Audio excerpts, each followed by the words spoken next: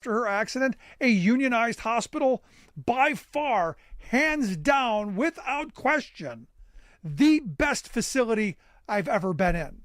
And people who had the ability, the time to actually care. So I got to tell you, it's simple for me.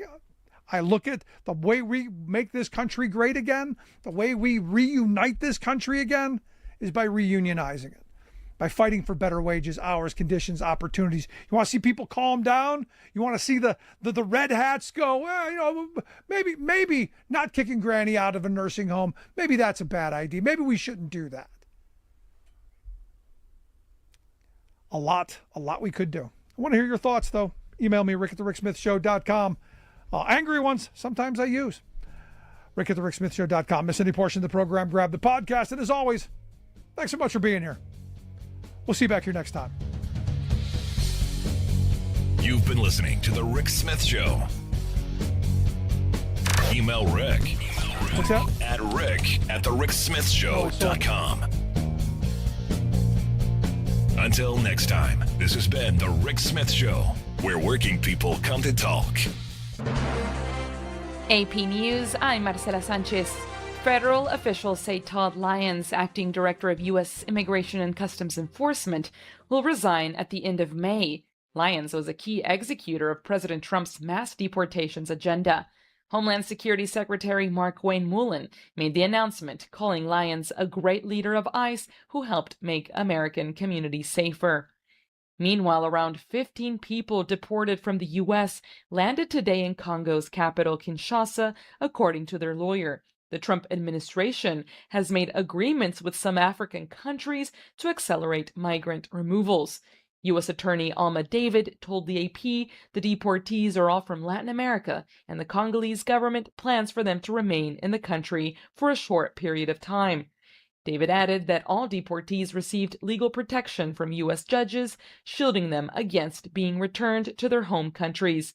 The Lebanon ceasefire agreement seems on target as European officials hold talks over the Strait of Hormuz. A 10-day ceasefire announced by President Donald Trump and agreed on by Lebanon and Israel appeared to be holding early Friday, potentially boosting efforts to extend a ceasefire between Iran, the US and Israel. It remains unclear, though, whether a lasting deal could be reached between the US and Iran before the ceasefire ends next week. But a pause in fighting between Israel and Hezbollah could be an indication of some progress. An end to Israel's war with Hezbollah in Lebanon is a key demand of Iranian negotiators. Meanwhile, the leaders of France and the UK are gathering dozens of countries on Friday to push forward plans to reopen the Strait of Hormuz, although the US is not included. I'm Charles de Ledesma. Asian stocks were mostly lower today. Oil prices fell, while U.S. futures edged up. This is AP News. The AP's Lisa Dwyer reports on the outpouring of support for Pope Leo XIV in Cameroon. Thousands of people turned out Friday to see Pope Leo, who was celebrating a big mass in Cameroon's port city of Douala. Some spent the night on the ground battling mosquitoes to be in place for the late morning mass. One of the Christian faithful, Alex Nazumo, using a pair of crutches and walking with great difficulty. Non, parce que si je suis venu, c'est pas ma propre volonté. Says, if I came here, it's not just by my own will. I wanted to offer this effort to the Pope to show him that what he is doing and what he wants to accomplish should truly come to life. I'm Lisa Dwyer. And I'm Marcela Sanchez, AP News. This is 8:20 a.m. WCPT Willow Springs and streaming worldwide at WCPT820.com. We are Chicago's progressive talk, where facts matter. Now your WCPT 820 weather update. From the Weatherology Weather Center, I'm meteorologist Jennifer Wojcicki. We'll see mostly sunny skies here for today with a high in the lower 80s. Breezy winds out of the south increased around 15 to 20 miles per hour, gusting as high as 30. And then for tonight, a chance for showers and thunderstorms, cloudy, a low near 46.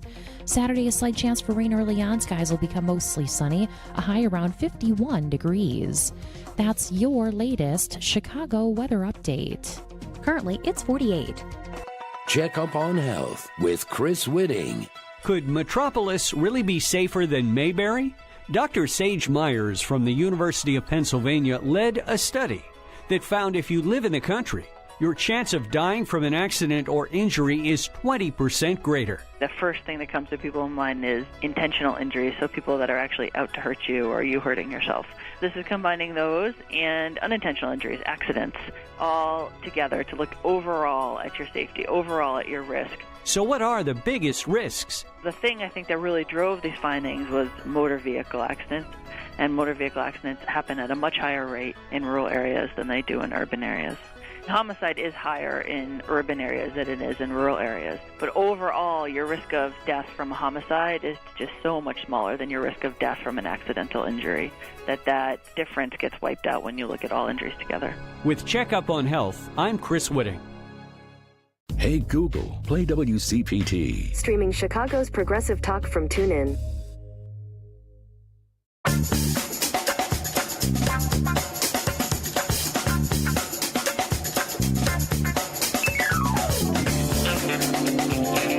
It's Choose Views with Richard Chew, where we ask questions, challenge assumptions, and yes, occasionally we stir the pot. But today we're going to do all of that, and we're going to have a good laugh, because filling in for Richard Chew is none other than Michelle Peltier. Now here's your host, Michelle Peltier. Good morning, WCPT listeners. I hope everyone is well today. I'm a little discombobulated. I'm sorry. I was getting ready to talk without the microphone. And those of you who are watching me, and I have a hat on today, okay, I don't want any judgment, because just because you have short hair doesn't mean you don't have bad hair days. So, there we go. Good morning, Henry. Good morning, Michelle. How's it going? I'm great today. How are you? It's Friday. Can't complain about that. Woohoo! Got a little bit more sleep last night, so I'm, not quite as dead on the inside as I tend to be in the morning. So, it's a great day, actually. Yes, it is. Yes, it is. So I'm going to tell a quick story. I'm going to deviate from my script just for a second because of what you just said. Do you remember, or did you ever watch The Curious Case of Benjamin Button? I remember it. I don't think I've seen it, but I do remember that movie. Okay, it's with Brad Pitt. It was people loved the movie. Yeah, it was huge. It was like greatest thing ever at the time. And I went to go see it with my friend and his wife. I can't remember if they were married or not at the time. That doesn't matter. Anyway, so it ends, lights come up, everybody's crying, and I'm just sitting there. And my friend Michael looks at me and he goes, "What'd you think?" And I said, I didn't like it. And he had tears in his eyes, and he wasn't a real emotional guy. And he looked at me and he said, "You are just dark and dead inside." That's so funny. Hell yeah. I was like, well, I liked Brad better in the vampire movie. What can I tell you? Exactly. Exactly. Anyway, so welcome everybody. Give us a call. We're going to take some calls, but we've got a jam-packed show today. I'm really excited about it. Again, it's Friday, April 17th, I think. And this is Michelle Peltier. And as you know, and as I've mentioned, I am the co-host of the Family Meeting Radio Show, which airs on WCPT every Sunday from 4 to 6. Eric Grant is the host. And if I haven't mentioned it, that show's been on over a decade. Oh, really? And yeah. That's good for you guys. That's crazy. I haven't been on it for over a decade. I've only been on it for 2 years. Hell yeah. But that's why, crazy. It's the brainchild of Eric. Yeah. And it inspires some really good conversations. So if you guys aren't doing anything on a Sunday afternoon before dinner, give us a listen. Check it out. It's a great show, everybody. Yeah. Yes. Thank you. So I want to give the flowers out before the show ends because I'm bad at ending. Although we did good yesterday. We did great. What are you talking about? Can we do the ending the same? Yeah, sure. I think I with still that have, song. Yeah. I think I still have it saved. That song so much. Yeah. So of course, I want to send my love to you. Oh, thank you. Because you are amazing. Oh, it's great. Not just because you have beautiful hair. If you guys haven't guessed it, I'm a hair person, and my guy Henry over here, my son, my other son, they're all my children over here. Hell yeah. He's got the most beautiful head of hair, and it's long. It goes past his shoulders. It does. And it's okay. Fluffy and curly and purty. And he's in a band. Yeah. And it's very cool. But no, you are amazing. I couldn't do this by myself, and I'm always grateful that you're here. So thank you. Likewise, Michelle. It's always great working with you. Well, thank you. And of course, to my other child, Devin, who had all the promos for me this week. No, he did great chopping those up. He did. They were all so good. I want to have them all. Mm-hmm. I feel like I need a boombox. Okay. So that I can walk down the street and play my promos. Hell yeah. So people know who I am. We'll send them to you. That way you can just have them on. Yes. And then, of course, Andy. Mm-hmm. Andy, the invisible man who's always there to help me with whatever I need. I appreciate you, Andy. Absolutely. And our newbie. Oh, he's not here yet. He's here. He's on the other side doing something real quick. Am I pronouncing his name correctly? Mercado? Yeah. Mercado, let me tell you, he's got great hair too. He does. He really does. It's short, but it's curly, it's very pretty. Curly. We were talking about it before. Funny enough. I think it comes from my fascination and love of hair, especially on men, comes from my father. My father kept his hair long. Oh, okay. And it was wavy. And, hell yeah. And it was white. He was gray by the time he was 30. Oh, nice. So it was just, I always wanted to play in it, and he would tell me, just stop it. Get your hands out of my hair. I couldn't help it. I just loved it so much. That's hilarious. Thank you all. And of course, thank you to Richard Chew, because he could pick anybody to sit in this seat for 3 days, 1 day, 2 days. And so far, he's chosen me. And it's always been an honor. And it's always so much fun. And I tell you what, his listeners are amazing. Mm-hmm. I can feel the love coming through the radio. Mm-hmm. I really can. I can feel support from people out there listening, because they know that I don't have any idea what I'm doing, but they hang in here with me anyway. Absolutely. So thank you guys. If you just joined today, you're in for hopefully a pleasant surprise. But those of you who've been hanging with me all week, thank you. Again, everybody has a choice. And you guys decided to wake up with crazy behind me. So I appreciate it, because I don't know that I would. When my guy picked me up yesterday, his phone, the phone and the navigation thing are connected. So his phone rang and he took a call. So when I got in the car, the show was still on. Oh, gotcha. And he asked me, he said, is it pre-recorded? And I was like, no, what is my voice? That's my voice. I'm not really a fan. So there's that. All right. Okay, so let me tell you about what's happening here with us today. We've got many guests. We got some good ones, too. Of course, we have a great friend of the show, Karen Byrne, who is also my beloved friend of mine. I consider her a friend. I hope she considers me one as well. She's going to be joining us at 7. My BFF is going to be joining us at 6:30. We've spoken to her before on this show, Carol Daniel. She used to be a news anchor for KMOX Radio in St. Louis, but now she has her own PBS show, Listen St. Louis, and she's also a director of Sisters for Sisters. She's going to kick my behind because I'm getting that wrong, but with the Urban League. And she's just, you guys, I am so lucky that I have some of the most incredible friends. I mean, and the women, the ladies in my life, okay, they're all really, really, really smart. I don't know why they are friends with me, but I'm grateful because they're very, very smart. And then we have Kevin Schultz. I said his name like a minute ago and I couldn't remember it. Kevin Schultz, the author of Why Liberals Hate White Liberals. Are we taking a break now? No, I mean, I guess. Let me find the right title. Yeah. I don't want to do that. Because that's not right. Be patient with me, you guys. I'll explain to you. Okay. Why everyone hates white liberals, including white liberals. Right, yeah. A history. I'm excited to talk to him about that. But, he does some stuff teaching about religion, too. So I want to talk to him about the Pope and stuff and how he thinks about what's happening. Yeah, he's a smart dude. Yeah. So let me tell you one other thing before we take a quick break, people. I have a job, and it's a hybrid. But yesterday, I wasn't able to work from home, so I left here, went to work for the whole day, didn't get home until after 7. So if I sound crazy and loopy, it's because I've slept for an hour and a half. Damn, that's brutal. I know. But I'm so happy to be here. Hell yeah. That hence the hat and hence the scarf and hence all that. I'm a hot mess.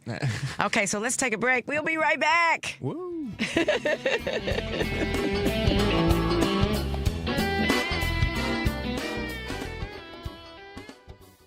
This is WCPT telling you how you can shop blue. Whether you're out in the field playing football or baseball, or inside the stadium playing hockey or basketball, or any sport really, let's take a look at some sporting goods stores that support the Democrat Party. Academy. Now, Academy as a company does not give to politics. Some of their senior leaders do, and in 2024, 87% of their donations went to Democrats. Hibbett. Now, Hibbett as a company does not give to politics, but some of their senior leaders do, and in 2024, 93% of those donations went to Democrats. Dick's Sporting Goods. Now, Dick's Sporting Goods as a company does not give to politics. Yes, some of their senior leaders do, and it's kind of a little all over. Sometimes lean more right, sometimes lean more left. It's really hard to find a pattern. But hey, remember when the right was attacking Dick's Sporting Goods? When they decided to push the age of purchasing firearms to 21 and stop selling assault-styled rifles? This has been WCPT telling you how you can shop blue. For nearly 2,000 severely injured veterans, everyday life has become filled with barriers. So we build specially adapted homes at Homes for Our Troops. And thanks to our donors and supporters, this life-changing gift of freedom is provided mortgage-free to these veterans. But we need you to join us, too, in completing this important mission. Please visit hfotusa.org and help build homes and rebuild lives. Babes, what are you doing? What? I'm just mowing the lawn. No, it's blazing hot and dry out here. Don't you remember? Smokey Bear says. Avoid using power equipment when it's windy or dry. Where'd you learn this? Oh, it's on SmokeyBear.com with many other wildfire prevention tips. Right. Thanks, honey bear. 'Cause remember, only you can prevent wildfires. Brought to you by the USDA Forest Service, your state forester, and the Ad Council.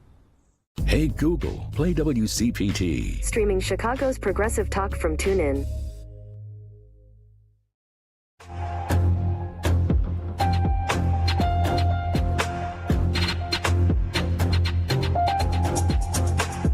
It's Chew's Views. Richard Chew is taking a well-deserved break. Filling in for Richard Chew, it's none other than Michelle Peltier. Take it away, Michelle. And we are back. Yes.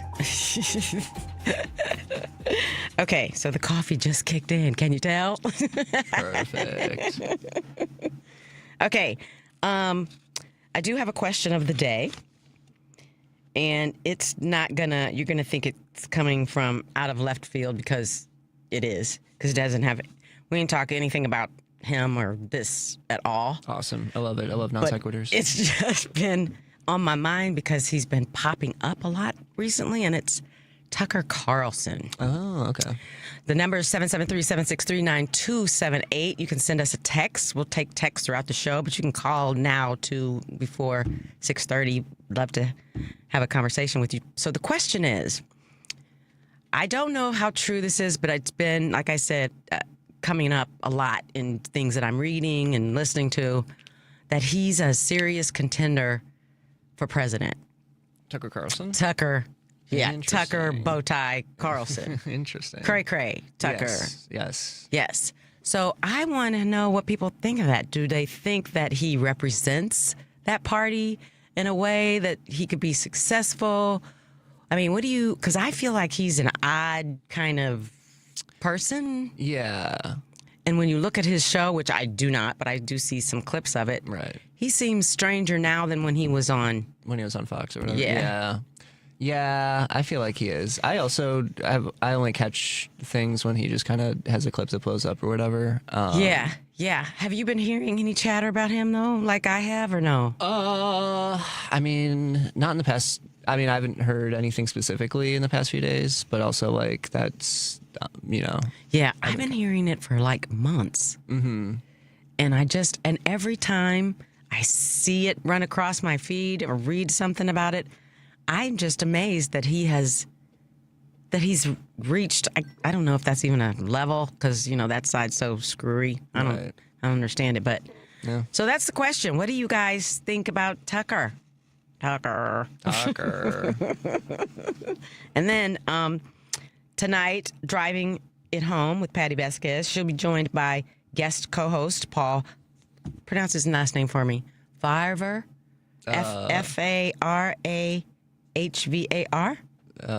Favier. Oh, okay. I don't want to mispronounce his name.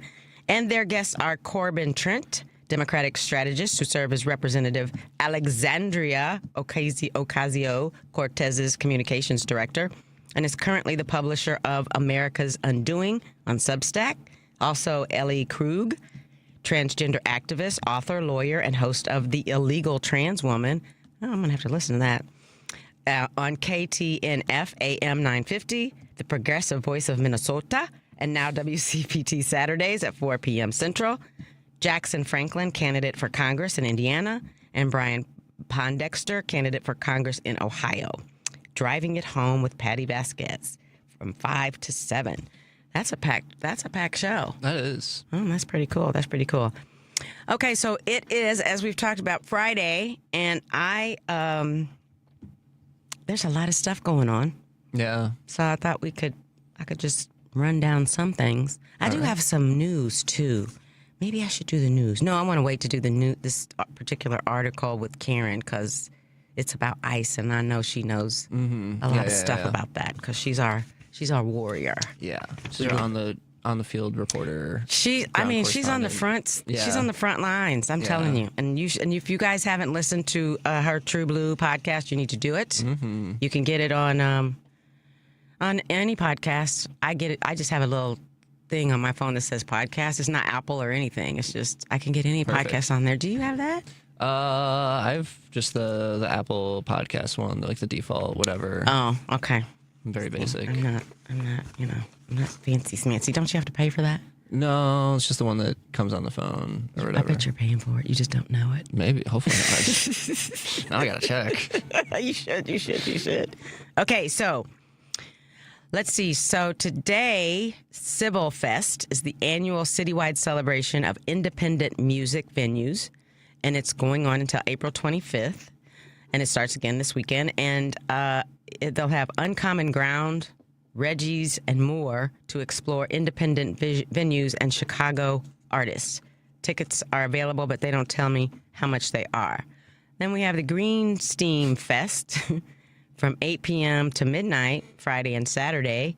It's the 420 Green Steam Fest is a 2-day celebration combining music, wellness, and cannabis culture. Whoa.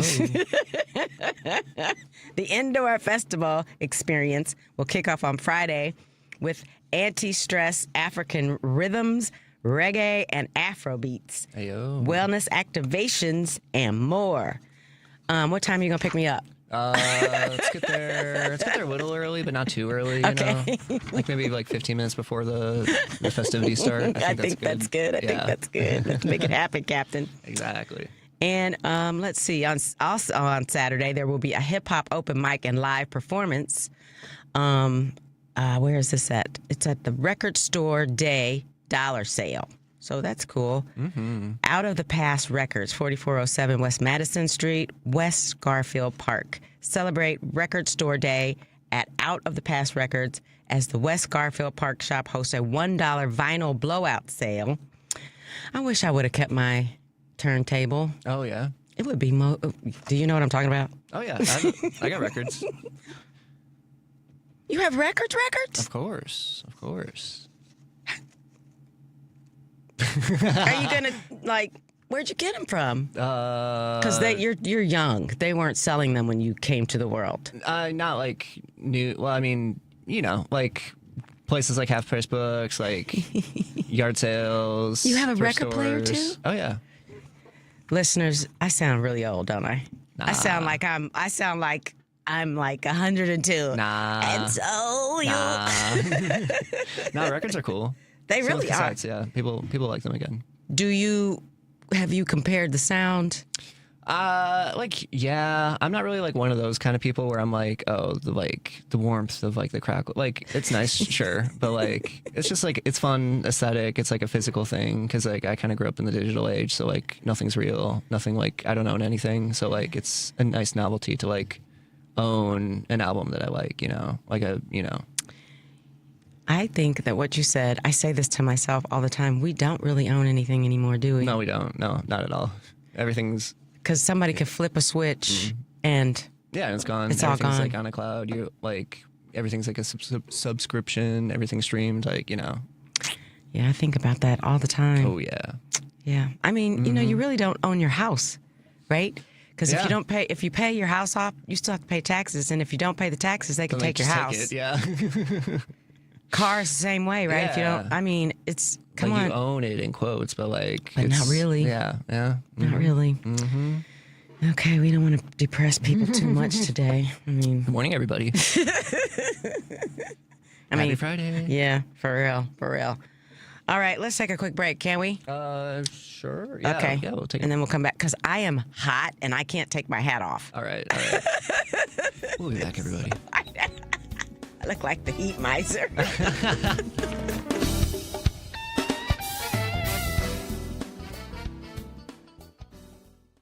A loved one owns a gun, and for a while now, you've been concerned about their behavior.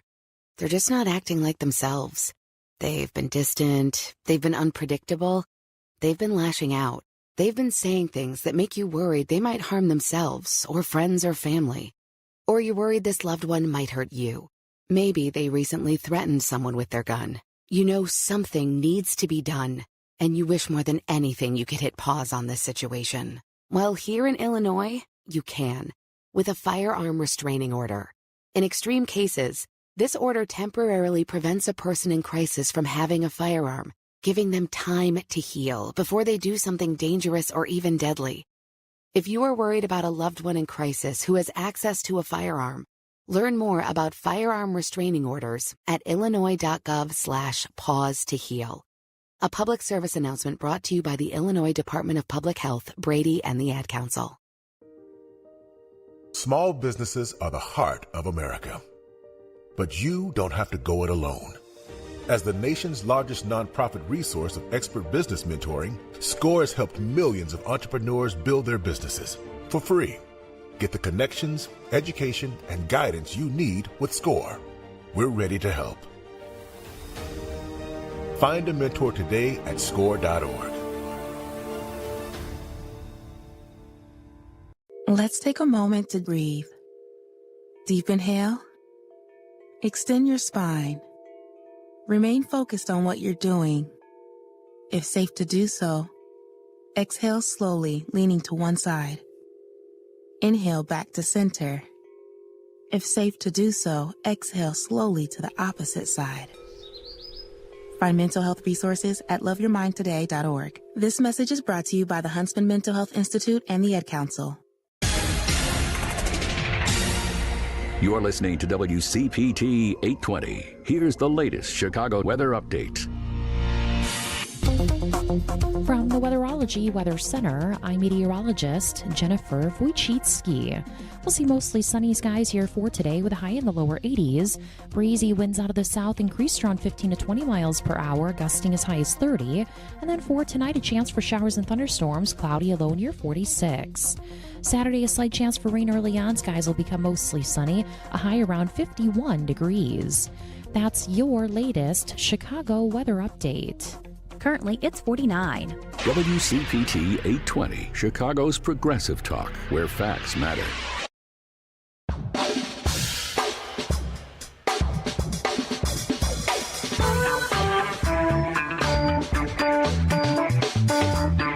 It's Chew's Views with Richard Chew.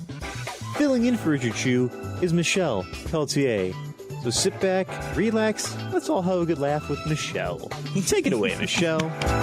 And we're back. We are back. So we're going to, this first part of the day is going to be a little serious, kind of. But we're going to end it on a high note. I'm hopeful that we will. But something I've been talking about throughout the time that I've been here this week is the women and the treatment of women and this manosphere kind of thing. And just this morning, we're going to play it later today. I follow this guy called Tizzy Ent, Tizzy E-N-T. He's like I'll call him a Crime Stopper. People send him videos and things to help them find people who have wronged them, either physically or financially or whatever. You know what I'm talking about? He's like a private investigator, but, virtually. Right, okay. So he did this post that I just got this morning talking about how there's this one site that's totally geared towards, and I'm speaking to the gentleman that texted us yesterday asking us to calm down because women lie, women cheat, women steal. Yes, this is true, but are there sites for women to abuse men and teach them how to do it? This one guy had a formula that he sells to men so that they can drug their wives or their girlfriends. Okay, so we're in it. This is so bad. Mm-hmm.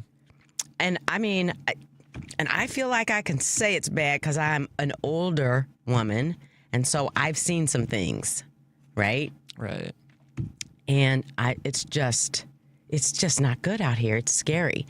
And I want us as a community to take care of each other, be respectful of one another. But I want us to really pay attention to our young people, right? Because, you're the future.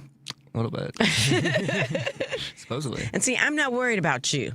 I'm not worried about the young people that work here because you guys are respectful, normal, Of course, we don't know what anybody does behind closed doors, but I feel pretty good about making the assumption that you're good people. Thank you. You're welcome. I mean, all of you, though, right? Oh, yeah. But we've got a problem in this country. We really, really do. Yeah. So, should we talk to Carol now, or should we? Okay, yay! Let's do it. Hi, Carol. Good morning, Carol. Good morning, beautiful people. I gave you the introduction before you got on the line, but why don't you fill everybody else? Because you'll do a better job than I will. Oh, no, I won't. I don't think so. Good morning.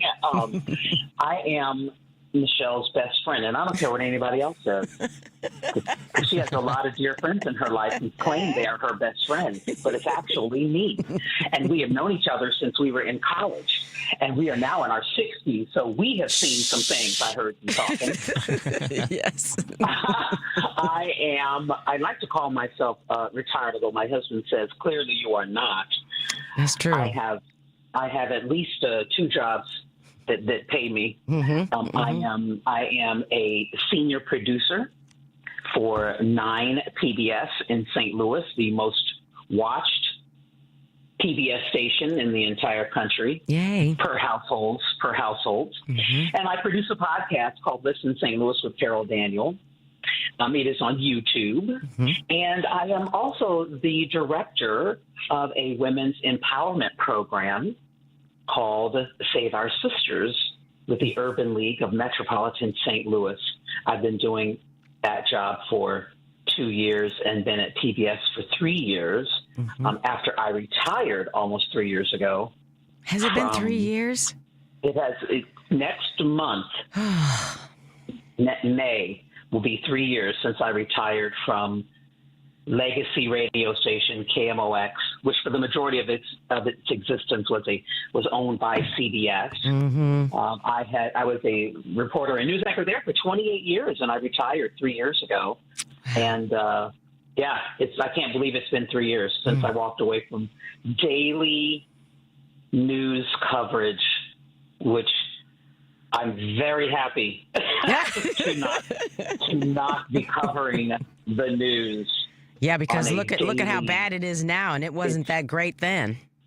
It was terrible then. I mean, during the pandemic, the pandemic and the change in the public's attitude, awareness, acceptance of news, and their reaction to the pandemic and how fraught that whole time was anyway. It was very scary for most of us. That was one of the linchpins to me deciding, I think I've had enough.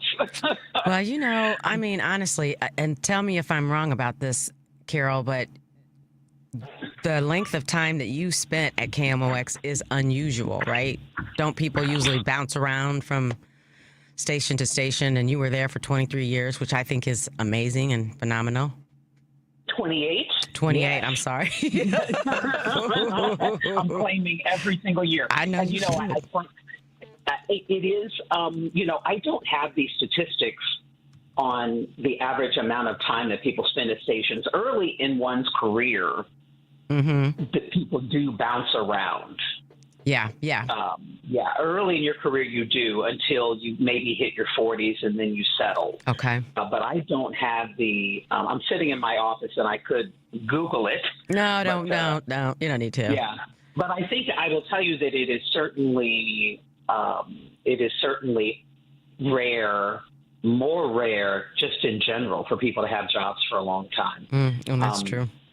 My sons have had jobs. I mean, my oldest is 30, so they haven't been on the planet that long. But you should see my face. I don't want you to ever say his age ever again. I was there when 30. He was new. I can't believe he's there. 30.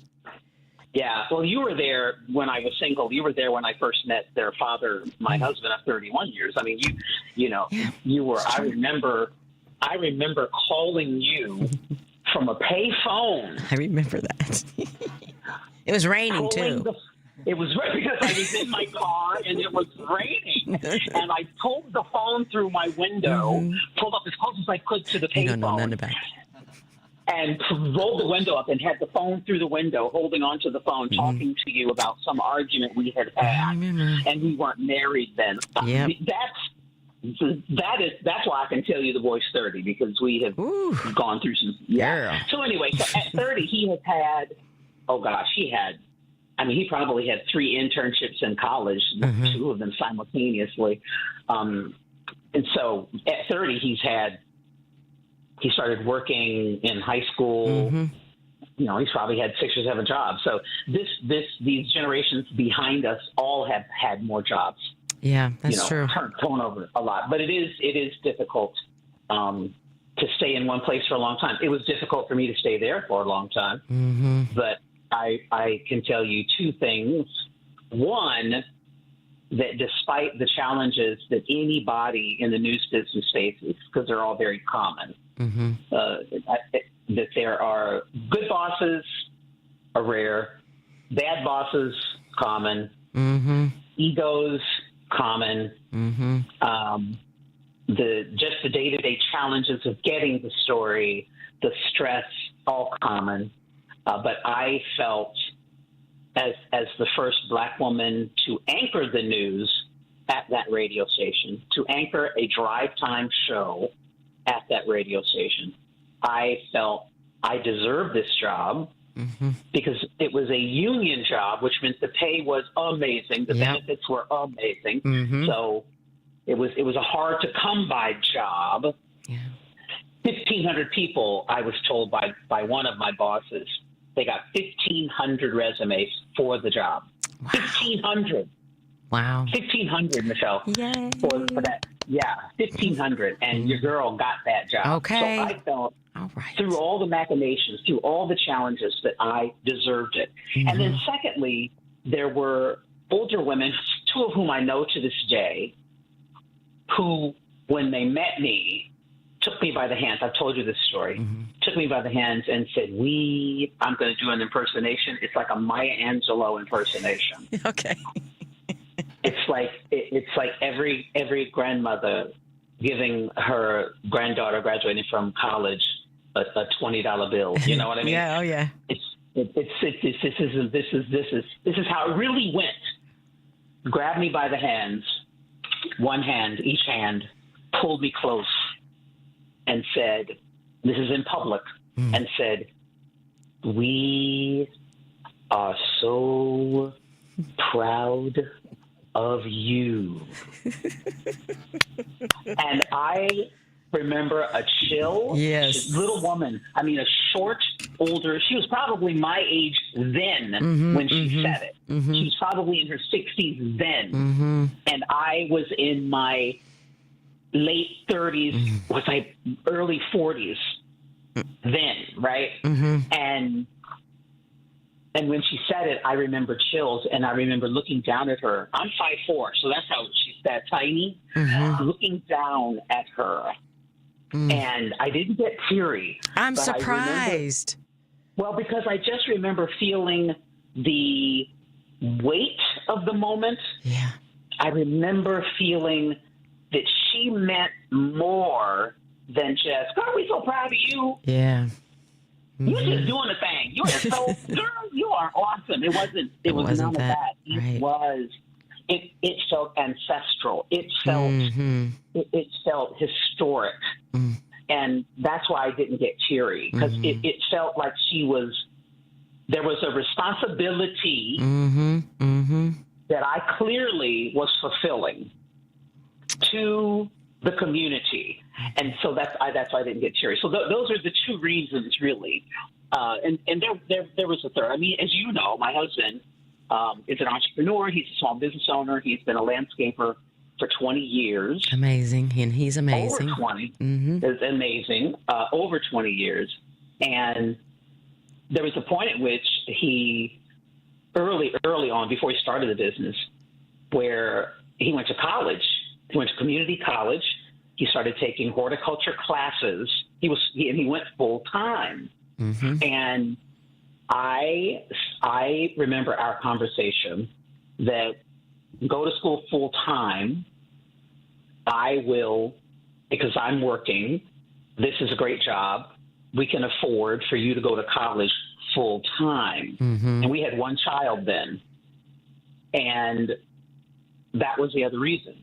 And that was early, very, very early in the 20 years, in the tenure there. And so he did that, and then the company got his first client, second client, company took off. Yeah, it did. It didn't take long for it, too, if I remember correctly. It did not take long. And it surprised us both that it took off as quickly as it did. And so he's had some clients for 20 years from the very beginning. So, but yeah, that encouraged me to stay, a responsibility to my family, to my husband's career aspirations, business aspirations, and it worked, and a responsibility to the community, and a responsibility to myself, because I was good at it. Honey, please tell the truth. Shame the devil. Yes, you were better than good at it. You were amazing. I really was, and you are. You're still doing it. You are. Well, thank goodness I'm able to do it differently. The podcast conversations that I'm having, and I have, when I first started, I remember talking to one guest for 2 hours, and we turned it into a 2-part podcast. Nice. And they were so gentle. They were like, you know what? Let's try time cards. No, they're not. I'm the oldest person there by decades, and no one is. I mean, all of them are like under 30. Yeah, I understand. You know what I mean? Yeah, you're looking at him, right? And, I'm looking right at Henry. What are you talking about? What are you talking about? He sounds older, but he's not. I know it. No, he's a young one. He's a little puppy. There are little puppies over here. Well, that's good. They need old dogs around. So no one was going to say to me, girl, if you don't stop talking. Right. You know, they're like, let's try time cards. So we did, and I kind of pay attention. and so now they're good 30, 45 minutes. But I was like, if Joe Rogan can talk for hours on end, why can't I? Right. But I mean, what is that show? 3 hours? Oh, it's ridiculous. I've never heard one, but I just know how long they are. I haven't either. The only reason I know it's 3 hours is because when Kamala was running and they were mad at her for not, but he wanted her there for the entire time. And I didn't know that part of it. Yeah, he wanted her there for the whole 3 hours. And you can't run for anything and stay someplace for 3 hours. You just can't do it. Well, here's what I would have advised. Girl, go. You would have? Just leave. Oh. Just leave when you want to. Mm-hmm. He'll kill time. You just commit to going, and then you just don't stay. This is the flip side of this. This is what I tell journalism students and people who want to host a podcast, which is everyone on the planet. When you have a guest who gives you a time constraint, you say yes, of course. You say yes to that. You don't say no to that. Okay. Right? So when they come, you just don't stop talking. Because it's going to be their PR person who's going to say, we got to go. Okay. You by that time, you got an extra 3 minutes out of it. I promise you. Yeah. And it's not rude. I do agree. I agree. You said 10 minutes, I agree to 10. But I'm going to I've got one more question. And if they agree to answer, then they have compromised the own time frame they gave you. Okay. Oh, well, that's really, I didn't even think about that because you can control your own time, right? You're right. You can say yes and then just do the time that you can do, and then you can just bounce, right? Okay. Now that is in the I'm coming to you're coming to me. We're setting up cameras. We're going to record an interview. Mm-hmm. If you are live on television and on the radio, the clock is the master. Mm-hmm. So you've got to break when you've got to break. I see.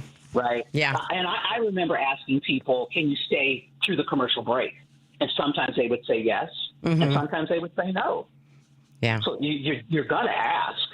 You're going to ask. So, but that is the 28 years there. I mean, it was the time of my life. I met so many incredible people and had so many amazing conversations. Carol, but I'm thankful I'm not doing it any longer. I'm not. I still wish you were on the air, but you still are on the air in a different way. But can we stay with me? Like you just said, stay with me forever. Yeah. We got to take a break. Stay with me through the break. I'm here. Yay. We'll be right back. 773-763-9278. We'll be right back.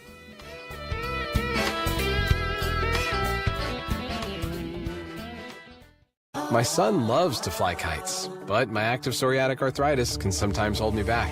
Now with Skyrizi to treat my skin and joints, I'm ready to go.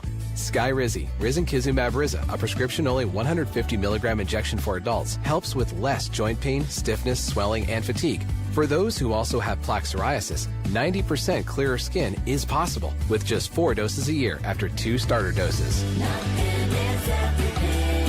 Don't use if allergic to Skyrizi. Serious allergic reactions and an increased risk of infections or a lower ability to fight them may occur. Before treatment, your doctor should check for infection and tuberculosis. Tell your doctor if you have an infection or symptoms such as fever, sweats, chills, muscle aches, or cough, or if you plan to or recently received a vaccine. With Skyrizi, there's nothing like clearer skin and better movement, and that means everything.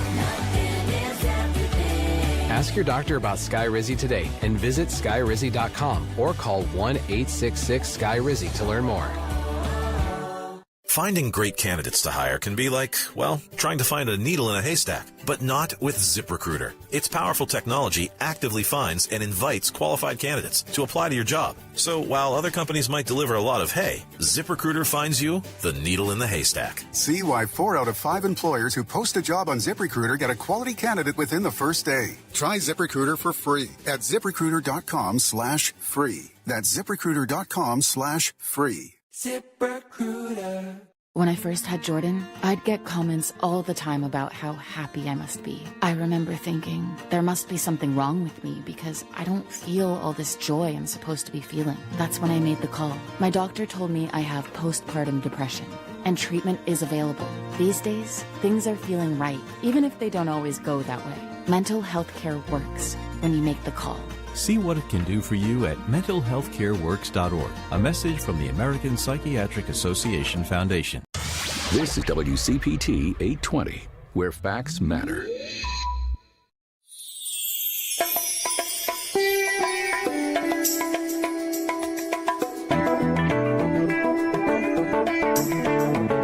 It's Chew's Views with Richard Chew, where thinking out loud is encouraged. Give us a call, 773-763-9278. Filling in for Richard Chew Day, it's none other than Michelle Peltier. And we're back. Before I get back to you, my beloved Carol, let me, Jill in Evanston sent us a text. She said, "Good morning. Just heard the news on how popular Pope Leo is, and I hope that just kills Trump." Now, I don't think she meant it literally, FBI, so, give her a break. Don't go knocking on her door. But you know how he hates Chicago, girl. Come on. We got Obama from here, and now Pope Leo. I mean, he's beside himself. He's going to do something to Chicago. And one more, area code 708, about my question on Tucker. He says, I don't know if it's he. They say, unfortunately, the first election of Donald has opened up the presidency of the U.S.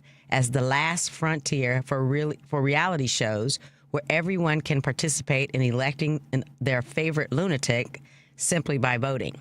If Tucker becomes a serious contender for president, America is officially a country without any character. Oh, that's Cassandra. Hi, Cassandra. I think you're right, girl. I think you are absolutely right.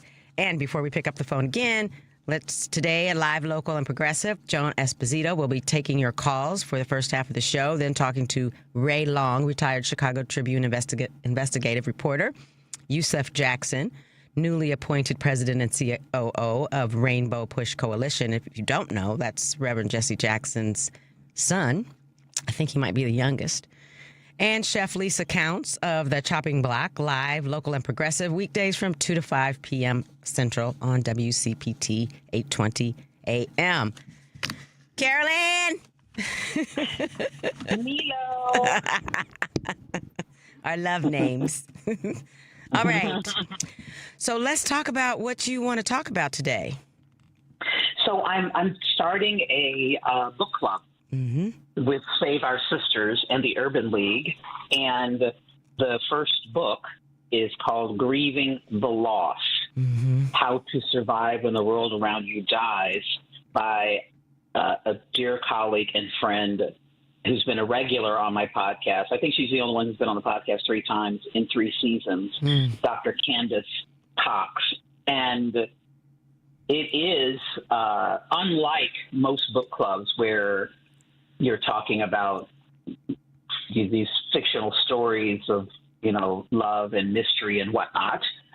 This is the true story of her going through a divorce, but it expands the conversation of grief, because when we think of grief, we do generally think of someone dying, right? Yep. But she asks the question, how do you grieve a relationship when the person is still alive? And the jumping off point for her is her divorce. But then she walks us through, as a therapist, walks us through grief. She is a trauma therapist and a speaker, and she founded a company, which is a mindset called Chaos, KHAOS. and created the chaos theory. Chaos, yeah. And so, is it an acronym? It is an acronym. Keep healing and overcoming struggles. Oh, wow. Okay. Yes, keep healing. And so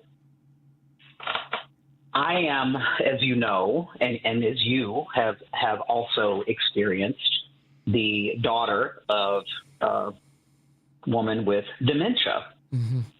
And in all of my conversations with therapists and friends who work in the Alzheimer's organization, the Alzheimer's Association, they do talk about the grief that we feel, and the person is right there. Yeah. That is, I had to wrap my brain around what is it that I am feeling. Mm-hmm. There's a loss, mm-hmm. and it is grief, and you're grieving the loss of what was, that person. You grieve your traditions. Yeah. You grieve your relationship the way it was. And so I remember a couple of the first years, my mother and I were prolific Black Friday shoppers. At 70, 75, my mother wanted to go out at midnight and go shopping. Yeah, that was my mother too. And those were, she and I also took 2 trips, dry throat, just she and I, mm-hmm. and my sons when they were little. I mean, one was, I was still nursing, and I drove from St. Louis to Fort Sill, Oklahoma, where my sister and her husband, he was in the Army, were stationed. And so my mom and I have driven that trip, and then we also drove from St. Louis to Houston, Texas, which I will never do again. And so we had all these great experiences. And just even, going out to breakfast. We both love breakfast. So you grieve that. You grieve not just the person who can't remember that you even went to visit her yesterday, but you grieve the loss of the woman who was. You grieve the loss of the relationship that was. And so we're going to kick off this book club next month, talking about this book, and her work as a therapist, and it'll be on Zoom. That's my next question. So people who are listening can participate as well, right? Yes, perhaps. I haven't even created the Zoom. And listen. I have an incredible CEO. He's one of the top leaders. This is the #1 urban league in the entire country by the number of people served, which is both a happy and a sad fact that so many people are in need in St. Louis, but also joyful that the Urban League has expanded to be able to serve so many people. And so it is the #1 urban league, and his leadership is dynamic. He has been in the space. He worked in government. He was an elected official, but has been in service his entire life. And so I'm saying that to say that that's who he is as a person. Mm-hmm. But I may say to him, I was on a radio show in Chicago, and the host said, anybody who's listening can join. And he may say to me, Michelle, now, Carol, you want to keep it small. So I have you don't do anything small. Doesn't he know you? Well, let's change small to intimate. How about that? Okay. All right. Okay. How about that? But I definitely, the book itself is something that every person listening, irrespective of your station in life, all of us are going to grieve. Yeah, you got me crying right now thinking about my mother. Well, I mean, and then the grief is different based on the circumstances. Absolutely. You know, I mean, the care that you gave, your grief is different. Yeah. And my mother's in a nursing home. My father passed away 2 years ago, and we decided not to tell her. And everybody who has someone who's dealing with Alzheimer's, I have a former colleague who his mother had Alzheimer's, and her husband died, and their father, and they told her. And so she asked every day, multiple times a day, well, when's he coming home? Where is he? Where is he? And they had to keep telling her, remember, Mom, he died. Remember, Mom, he died. And they saw a change. And so they made the decision, well, let's stop telling her. So they did the reverse of what we have done. We decided from the very beginning, we are not going to tell her. Yeah. And I did I did what they did. I told my parents, so my mother and I were with my father when he passed together in our home. Mm-hmm. So she would come in and out of remembering it and not remember it because they were together so often. And I mean, not so often, but they were together 24 hours a day, 7 days a week. Right. So right. Mm-hmm. the challenge my mother had was during the time when they were here with me in Chicago, my sister passed away. Mm-hmm. And my mother and my sister were really close, but I just told her. And I would, and we had this big old, because we did a memorial service for my sister here in Chicago at my church. Oh, and I gotta go, girl. It's 6:59. I gotta stop. We got to break for the news. Look at the time. And we hate the clock. I know we hate it. We hate it. The clock. I love you. I love you so much. The next time I'm on the show with you. Thank you very much. We love you, Chicago. Okay. I'll talk to you later. Bye. Bye. We'll be right back. Darn it.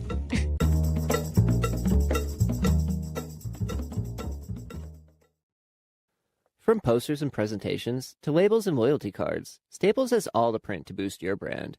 Shop now in-store and online. Staples. That was easy. AP News, I'm Marcela Sanchez. The leaders of France and the UK are holding an international summit to push forward efforts to reopen the Strait of Hormuz. The waterway is a vital oil route affected by the U.S.-Israeli war with Iran. The coalition, which does not include the U.S., aims to provide security for shipping once the conflict ends. Military planning meetings have been held, but experts say the coalition's role may be limited. The list of countries involved remains undisclosed, with some European leaders expected to attend today's summit in person and others dialing in. The House has voted to extend a controversial U.S. spy program. AP correspondent Donna Warder reports. The House extended until April 30th a U.S. spy program that allows U.S. agencies to collect and analyze overseas communications without a warrant. The program would have expired April 20th. Georgia Republican Austin Scott wanted the program extended for 5 years. We cannot allow Section 702 to lapse. Not at a moment where our adversaries are expanding their capabilities. Massachusetts Democrat Jim McGovern and even some Republicans said absolutely not. Are you kidding me? Who the hell is running this place? A 5-year reauthorization, 5 years, and Republicans threw it together on the back of a napkin in a back room in the middle of the night. Some Republicans then tried to salvage an 18-month renewal that President Donald Trump wanted. Lawmakers approved the 10-day extension. Donna Warder, Washington. Singer David has been arrested in connection with the death of 14-year-old Celeste Rivas Hernandez. Investigators say her body was found in his apparently abandoned Tesla 7 months ago. Police say the singer, whose legal name is David Burke, is being held without bail. His attorneys say he's innocent. This is AP News.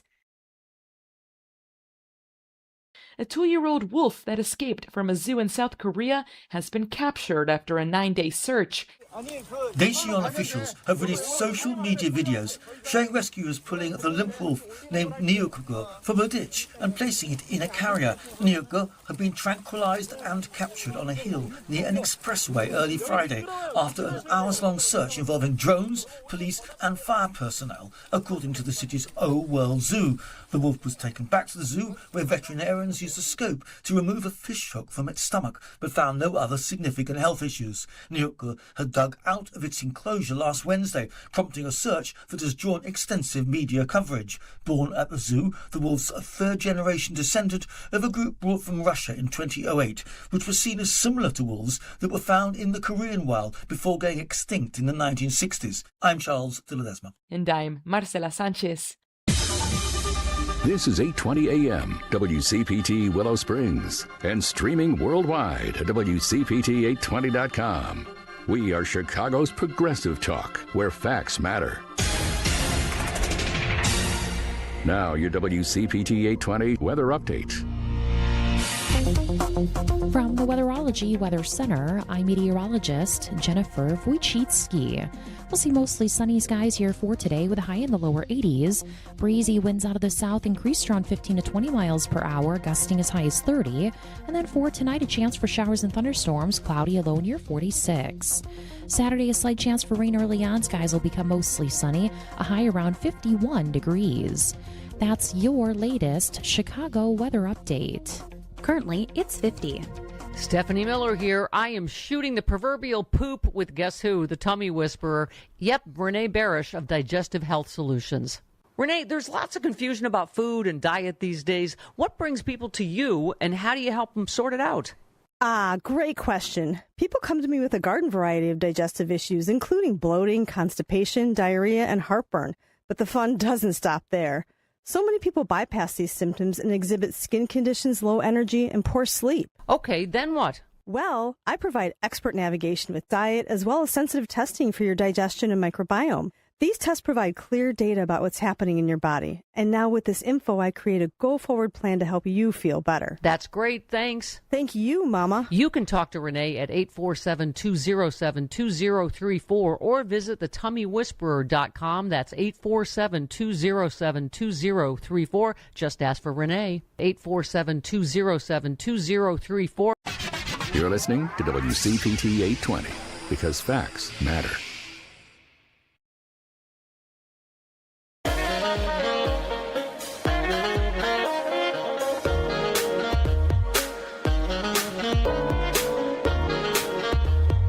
Don't hit that snooze button. It's time for Chew's Views with Richard Chew. Who is it? I'm Richard Chew. Richard who? I'm Richard Chew. Richard Chew's not here, man. It's Michelle Peltier today. That is the best. I love it so much. Welcome back, everybody. I appreciate your patience and understanding. I had a little meltdown there thinking about my mother, who's been gone for 5 years now. Can't believe it. But when she started talking about the Black Friday, my mother was a shopping fiend. Oh, yeah. And when I had them move here with me, I had to go with her, and I hated every second of it. So before we get Karen on the line, let me read a text from 630. And they say divorce is often harder to grieve than death because the person is still around. The person left you by choice because you often lose many of your friends in the process. Oh, yeah, because people pick sides, yeah. And because especially if there are children involved, you have to keep seeing the person and get reminded of the pain every time. You got a point, though. Here's what I'll say, that pain is relative, right? Yeah.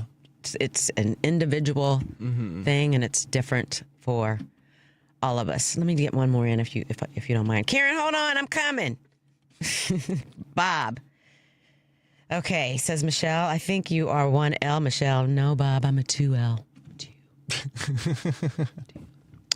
I'm amazed by how familiar you and your guests sound to me. I am a broadcast engineer, and I worked at a multilingual UHF television station for 32 years. Do you know anything about UHF? We'll talk about it later. On weekends and on call by pager the rest of the time. We, KTSF TV 26 San Francisco, had the largest live television news audience in the San Francisco Bay Area, but we had twice again as large of an audience who figured out how to use their VCRs and time-shifted our 7 p.m. news. While I was always behind the scenes in television, I can tell you that I always thought of myself as a member of an orchestra, and that together we made the music, and our audience let us know that we were doing something right. Okay. But I have to tell you that I have a number of friends in the broadcast engineering community, including Jim Addy, WCPT's transmitter and studio hardware tamer. Is that tamer?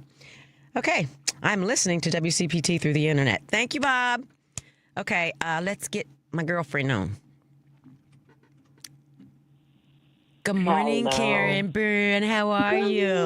Good morning. I'm good, Michelle, my friend. Yes.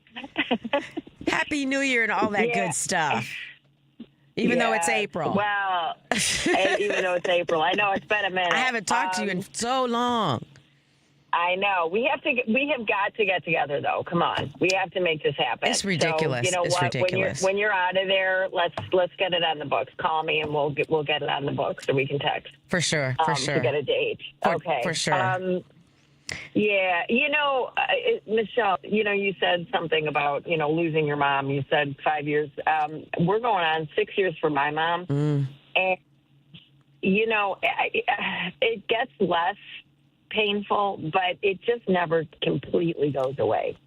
Right? Yeah, there's a shift. But it never goes away. Like I had a breakdown and now I'm getting ready to do it again. Because I was close to my parents and I still miss them a lot. And I'm old. Of course. Yeah. Oh, you're not that old. No, I am fortunate. I still have my dad, and he's a maniac. He teaches snowboarding up a Cascade, and he's a runner and a swimmer and a biker. I mean, it's just, he has more energy than I do, at any age. He's had more energy than me, but so I feel very blessed in that respect that I still have him. But my mom, it's when somebody asked me, how I was doing, and how I was coping, and I just said I feel like I lost my compass. Yeah. It's like our mothers, and I don't know if it's different for women and their mothers. There's that unique bond and relationship and extra meaning maybe that we assign to it. But, my mom, was everything. She was the person. If I had a win, I called. If I had a loss, I called. And, she was the first person on the call list.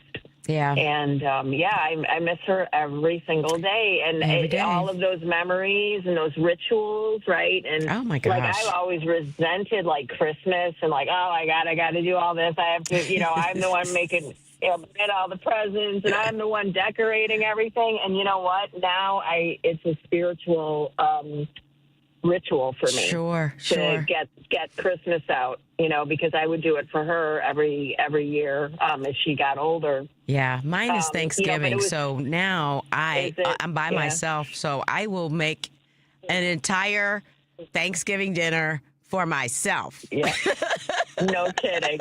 The big ass turkey. Can I say that? Everything. And they don't have little baby turkeys. They don't. They sure don't. They don't have a turkey for two, or a turkey for one. Right. But my darling, let's talk a little bit about politics, shall we? Let's do it. I saw. I was gonna just do this as news, but let's talk about it because you've got an in-depth knowledge about it, and it's about let me find it real quick. Give me a second. I had it up, and then Carol Ann made me cry, and I lost everything. Wait a second. Mm-hmm. Todd Lyons, the acting director of the U.S. Immigration and Customs Enforcement, he's leaving at the end of May. Let's talk about him and them a little bit, because are you still going out there? Are we still doing that? Well, we still are. I mean, I drive by there every day, and there's definitely a presence there over the weekend. I think was it last weekend they had a bunch of adult toys that they were I heard about those. Throwing around, which I guess was born out of our friends, our allies, our comrades in Minnesota. In Minnesota? Started that in Minnesota.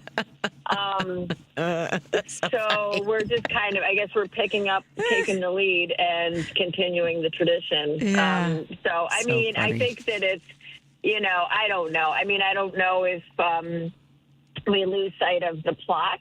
Yeah, right. But at the same time, I think that it's one of those things that is a little bit cathartic for people, and just kind of trying to bring the ridiculous and fun into the situation. But, the reality is, and I just heard, on your fine station, that, one of the news items was that they were deporting Latino immigrants, migrants to the Congo. They have made, this administration has made arrangements and made deals with entities in Africa to take these immigrants, and that they are being held there. It's not to try. I mean, I don't think they're even giving a time frame. As to, they say it's temporary. But they say everything is temporary. I mean, what does that even mean? Yeah, temporary could mean 10 years. Exactly. We have no idea. We have no idea. And the only thing that I can say is that if enough people are waking up finally to what is going on, and every time he comes out and makes a fool of himself, every time he outrages, Catholics in this country, non-Catholics, with the nonsense, attacking the Pope, depicting himself as Jesus, I say go for it. Yeah. Let it happen. Yeah. Let's do this, because the more people that he pisses off, and I hope I can say that, the more people. This isn't your podcast, Missy. The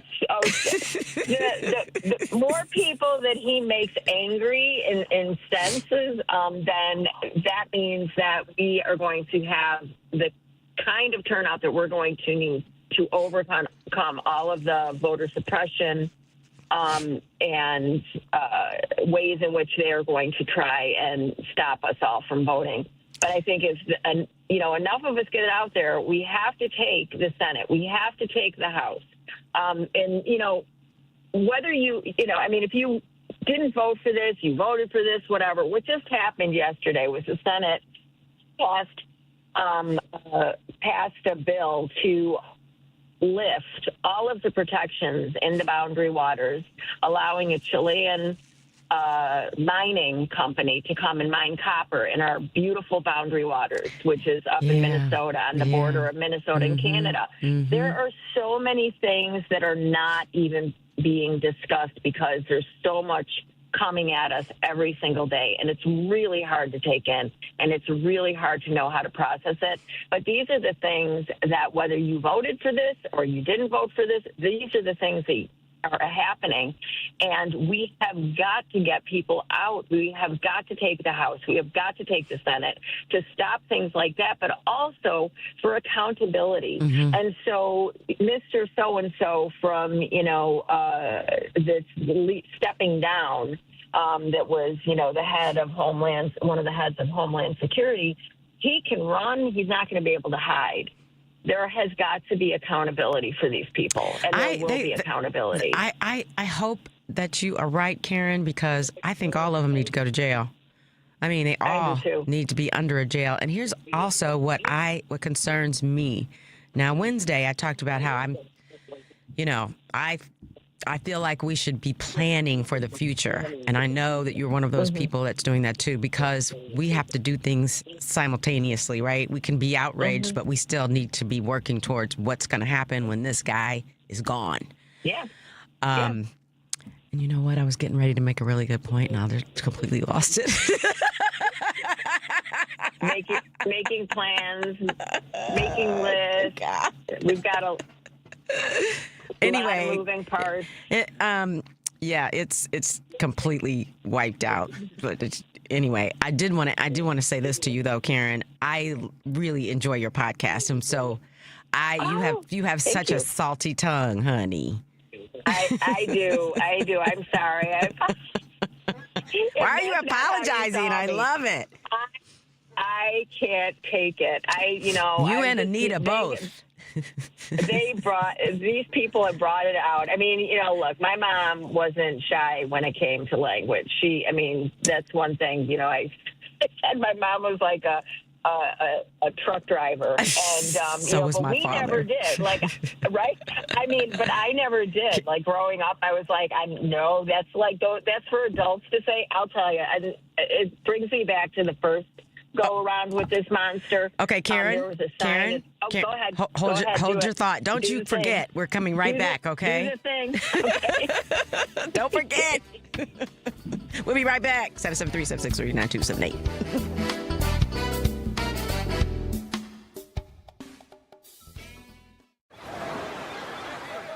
Hear that?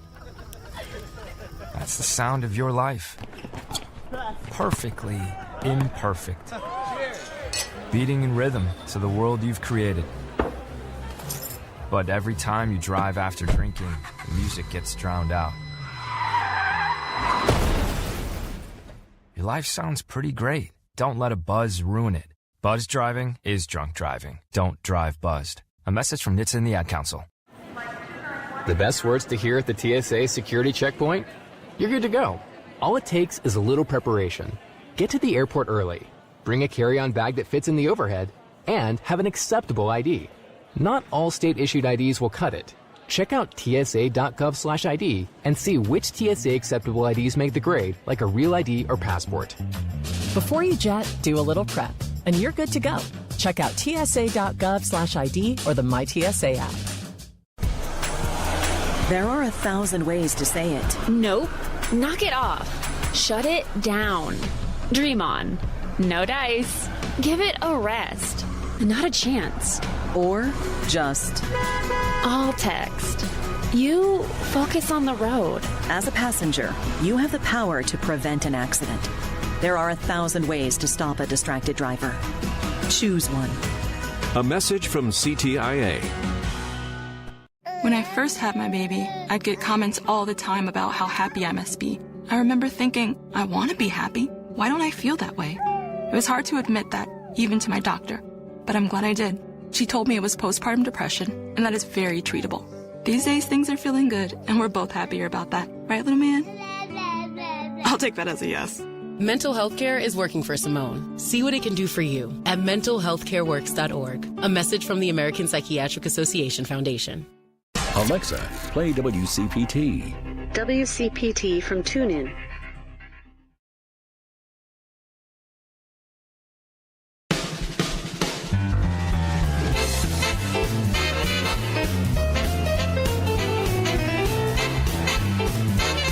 It's Chew's Views with Richard Chew.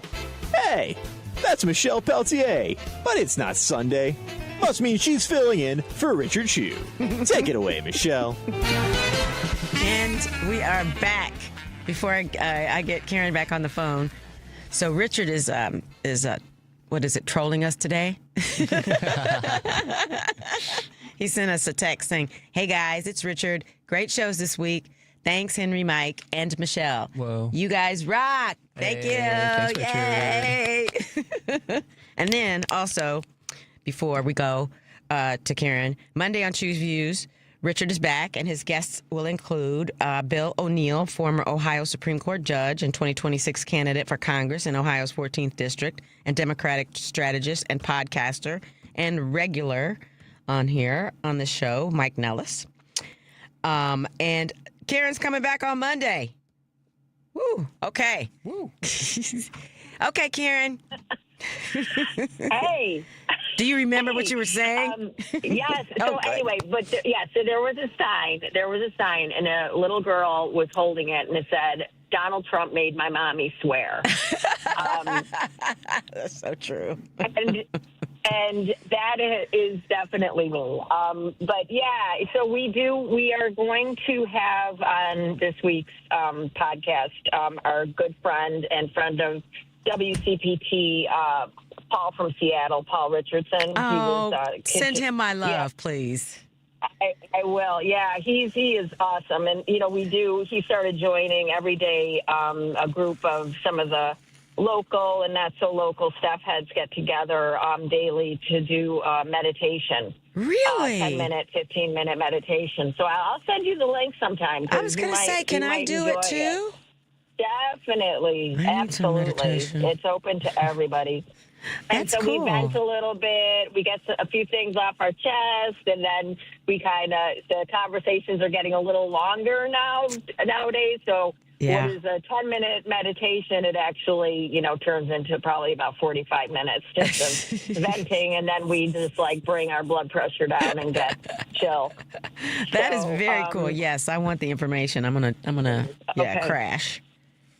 Yeah, I will definitely send that to you. So, but, I think that this is the way we get through this is by building community and coming together because we all have, day-to-day stresses. We all have losses in our lives that we have to navigate. Mm-hmm. And then in the midst of all of this, we have a group of people that just are laying bare the fact that they do not care about this country.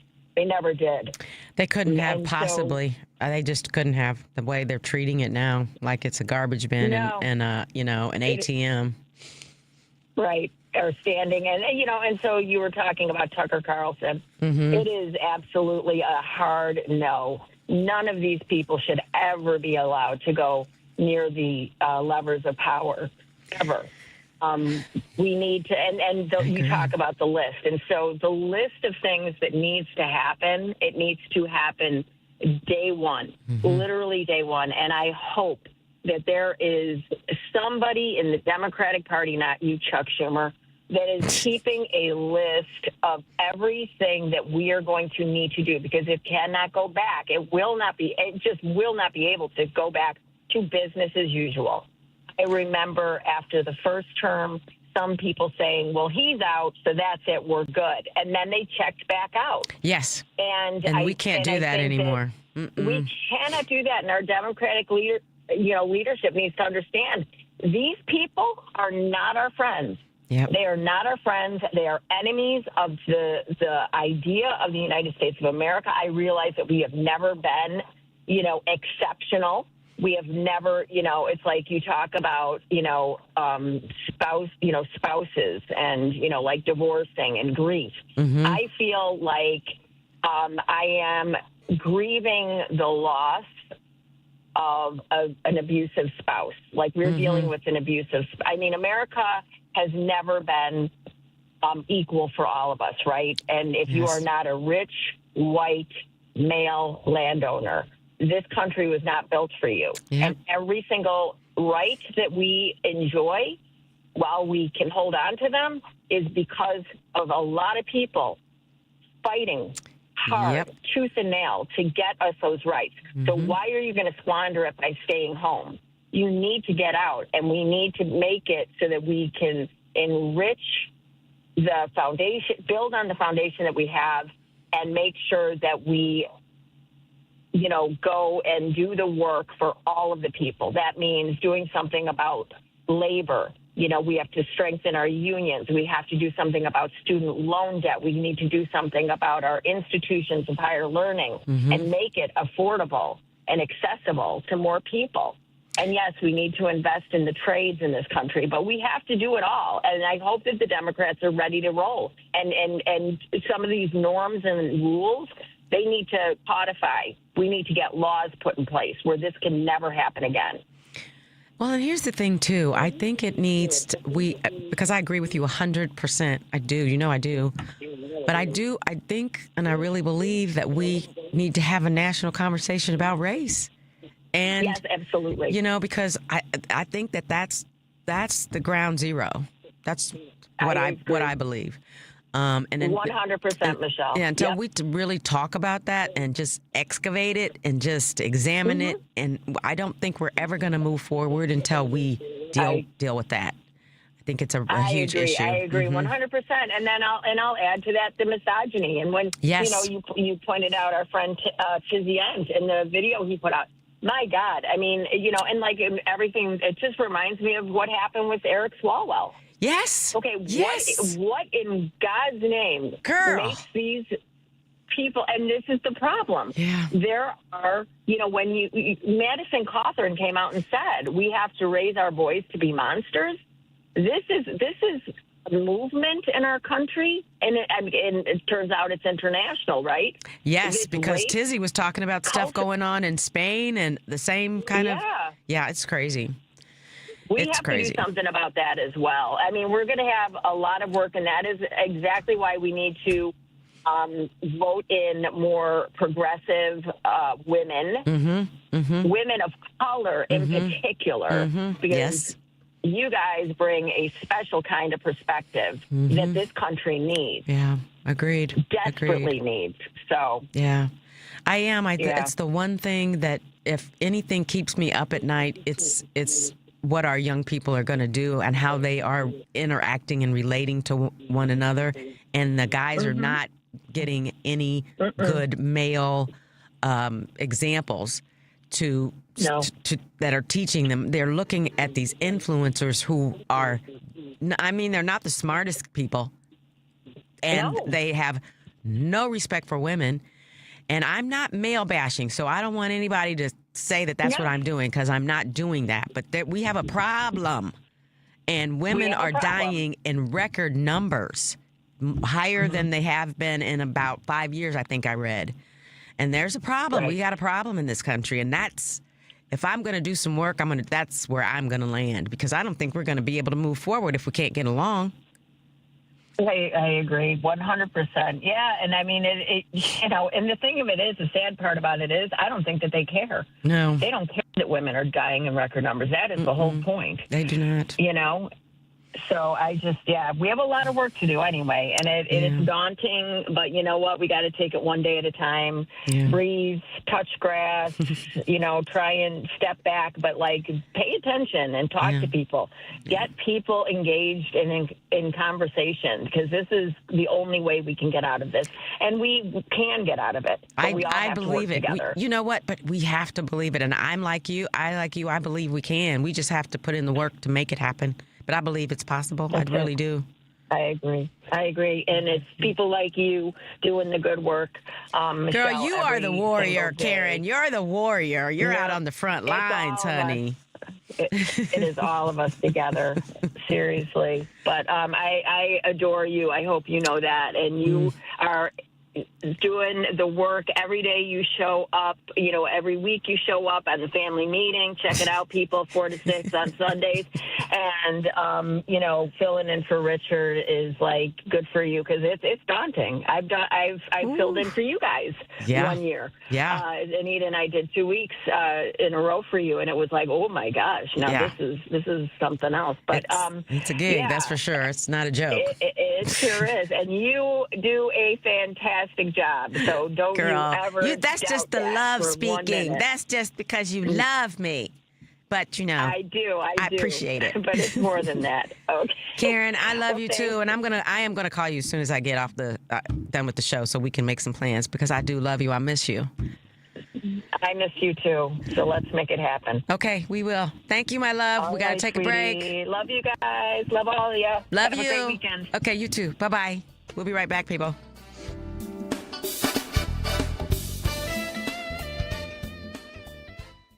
Whoa there. Where do you think you two are going? This is a union-only job site. Hi, we're from ABOC, a leading business and labor union bank founded over 100 years ago in Chicago. Good to know. We only let union members on this site. ABOC was founded by labor union members. We have union leaders on our board and union employees to this day. Okay, you've got my attention. As you know, labor union banking requires experience and expertise. Tell me about it. Hi there. Labor unions get the advantage of our oversight and regulatory experience. Get to the good part. Hundreds of labor unions trust ABOC for their banking, including treasury management, investments, and construction loans like this one. You worked on this job? We sure did. Just ask your boss. Okay. Why didn't you say so? Come on in. Thanks. Hey, don't forget your hard hats. Trust ABOC, the bank for labor unions. Hey, learn more at ABOC.com. ABOC is the brand name for Amalgamated Bank of Chicago. Member, FDIC. This is Tony Moret. I'm an estate planning attorney who drafts living trusts and wills for my clients.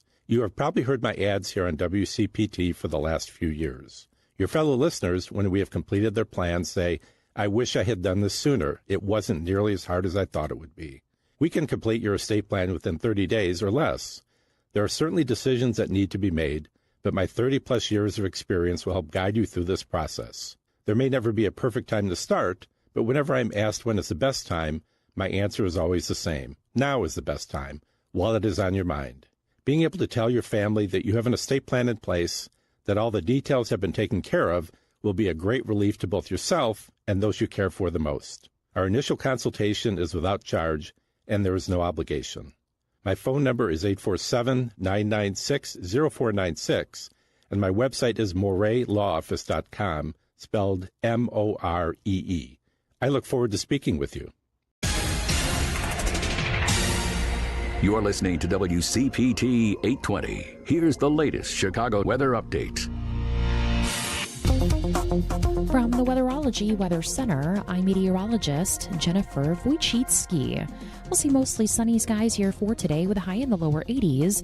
Breezy winds out of the south increased around 15 to 20 miles per hour, gusting as high as 30. And then for tonight, a chance for showers and thunderstorms, cloudy, a low near 46. Saturday, a slight chance for rain early on. Skies will become mostly sunny, a high around 51 degrees. That's your latest Chicago weather update. Currently, it's 52. Chicago's Progressive Talk, WCPT 820, where facts matter.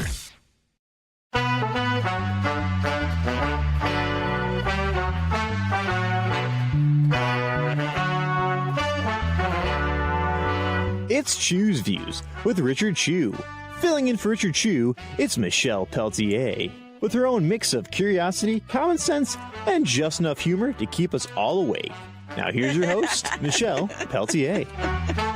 Good morning, and we are back. I'm just going to go right into it because I'm excited to talk to Kevin because you seem to be extremely knowledgeable on all things religion and politics. This microphone is in the way. I can't see his face. Welcome. Good morning. Good morning. Thanks for having me on, and thanks for filling in for Richard. That's a hard task to do. Yeah, well, I'm basically just keeping the seat warm because nobody can do it like him. But I am always honored and grateful to help him out when he takes a much-needed break.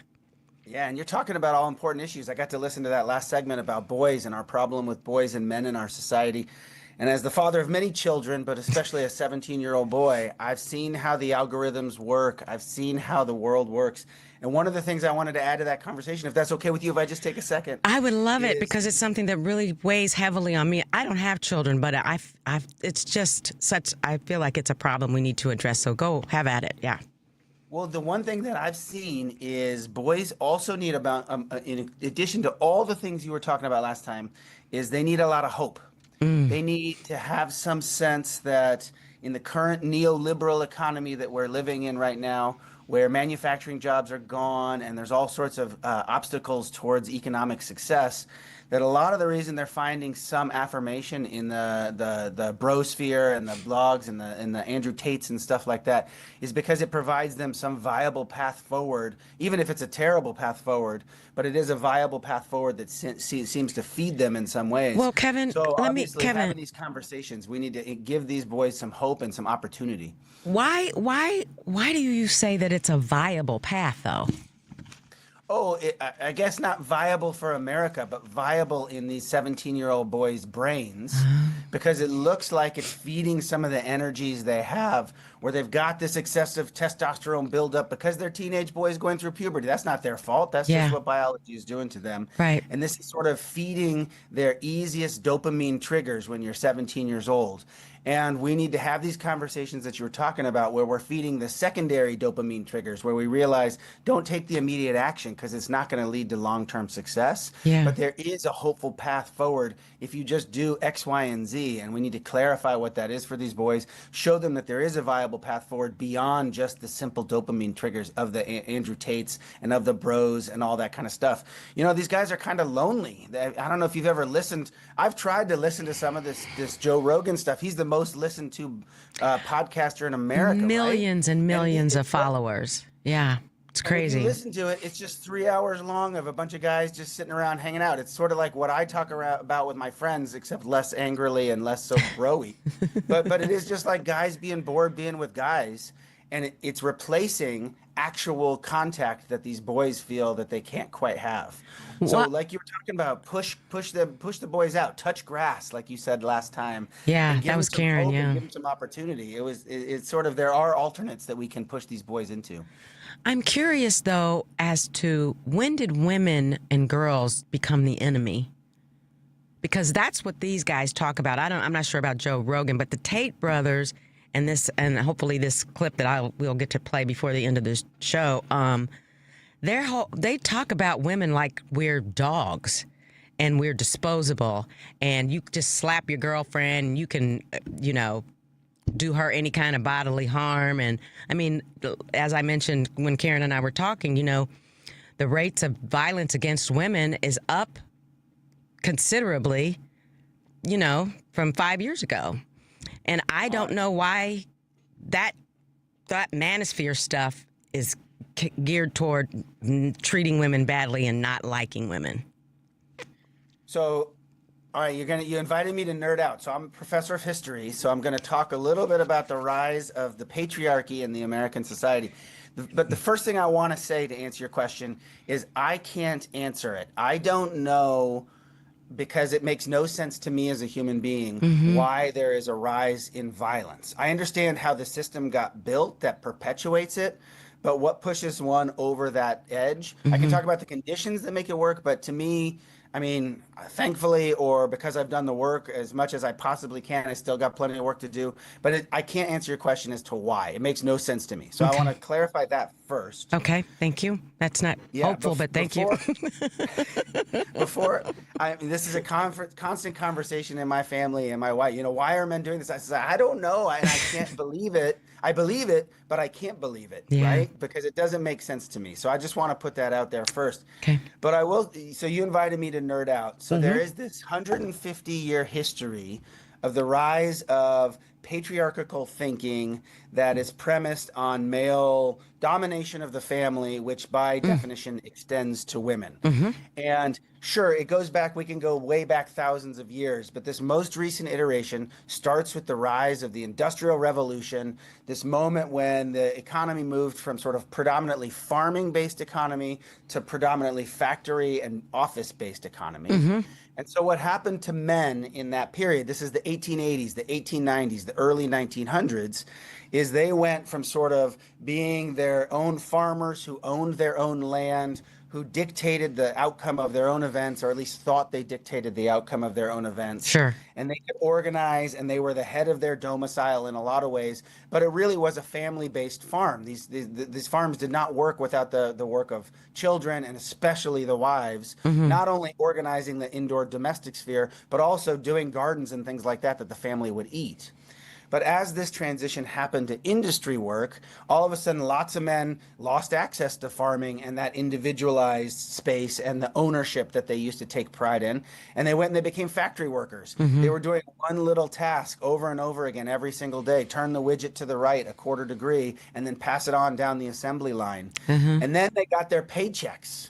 So they were dependent, note that language, they were dependent on the corporation to pay them. And so they became almost subservient to the larger sort of forces in the economy. And what happened, several things happened, but one, when they would return home to the domicile, they tried to create this structure where they had power again, where these men were important figures that were not easily replaceable.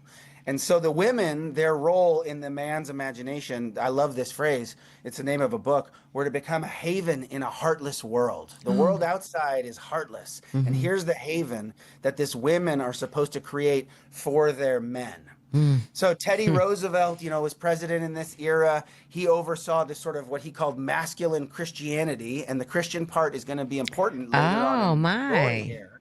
Wow. And he didn't want a Jesus that turned the other cheek, but he wanted a Jesus who was going to fight back. He wanted sort of a masculine Jesus. If you want to know why 81% of evangelicals voted for Donald Trump, despite the fact that he is the least Christian president that we've ever had, it's because he embodies this masculine vision of someone who's going to fight against the evil forces and preserve this sort of Christian and patriarchal notion of how a family should be structured. Does he really embody that, though? Or is just my dislike for him so ingrained in me that I can't see it? The second one. It's your hatred. So he doesn't embody anything Christian if you read the Bible. Right. But he does embody everything Christian if you've been paying attention to the last 75 years of evangelical culture, which is all about preserving manhood and making sure these women's libbers and these other sort of enemies to this challenge are put in their proper place. And so who's going to stand up against the liberals? Who's going to stand up against the social and political and cultural norms? Well, Donald Trump is an imperfect sword for us to fight with, but we're all sinners, say the Christian. And so therefore, he's the one who's actually going to be the strongest fighter to preserve this sense of order that makes some sense in our lives. And so therefore, this sort of Christian culture over the last 75 to 100 years has been built up to embrace masculinity. Now, not every Christian embodies this, okay? I want to be clear about that. Not every Christian embodies this, but there is a really strong subculture, especially in evangelical Protestant Christianity, that embraces this sense of correcting a historic wrong and by ensuring that Christian manhood is preserved and protected. And who's going to preserve and protect it? If I start telling you this language, you're going to hear it from Pete Hegseth. You're going to hear it all the time from Donald Trump. It's these warriors, it's these servant warriors who are going to go out and be this masculine embodiment of this righteous future that they're promising. And what do they want to make America great again for? They want to go back to a time when there was this supposedly patriarchal sensibility where man had this assured place and women were deemed to be this sort of domesticated, controlled, subservient embodiment of this domestic ideal.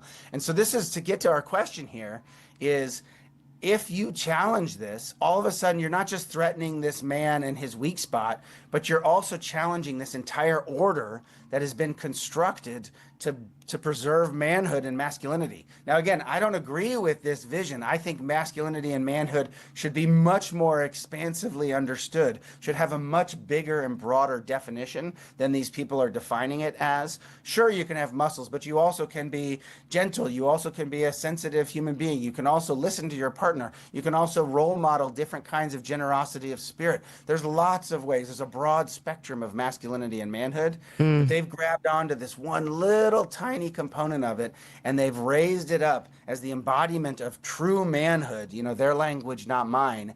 And who they elect as their leaders are the people who they see embodying this. And that's why we get Donald Trump and Pete Hegseth, but it's also why we get Andrew Tate and all of these manosphere guys. I'm looking at you like you have a third eye, because I am so not happy with what you're saying right now. This is not, what do we do about it? Can we do anything? Do we have to just ride it out? I mean, honestly, how are people going to even get married and have kids anymore if they hate each other?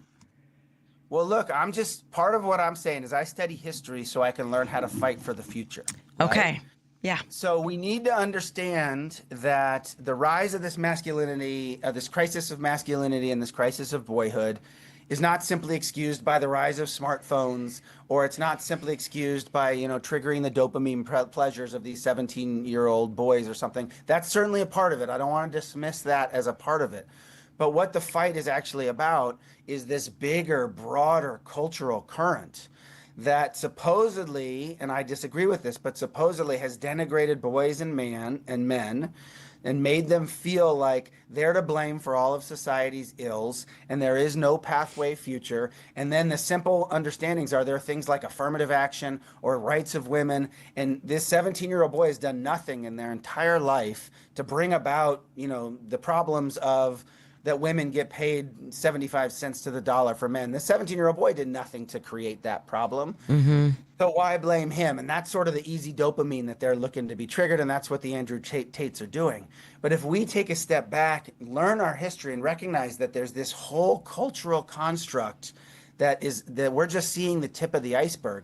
We need to actually understand that we're going after this bigger ocean rather than these small fish, and make these structural changes. I think we're beginning to see this. We're beginning to understand this right now. And the way forward, in my mind, is what I began with when we started talking, Michelle, which was not necessarily go after the smartphones or go after, the grand theft autos, go after that tip of the iceberg. It's important to be aware of them for sure.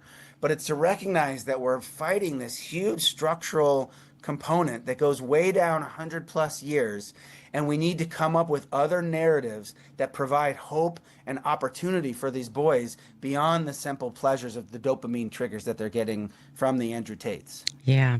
So, Kevin, I'm on a show on Sunday. So I'm going to try to remember my thought, but we need to take a break, okay? We'll be right back. Stay with me over the break, okay? You got it.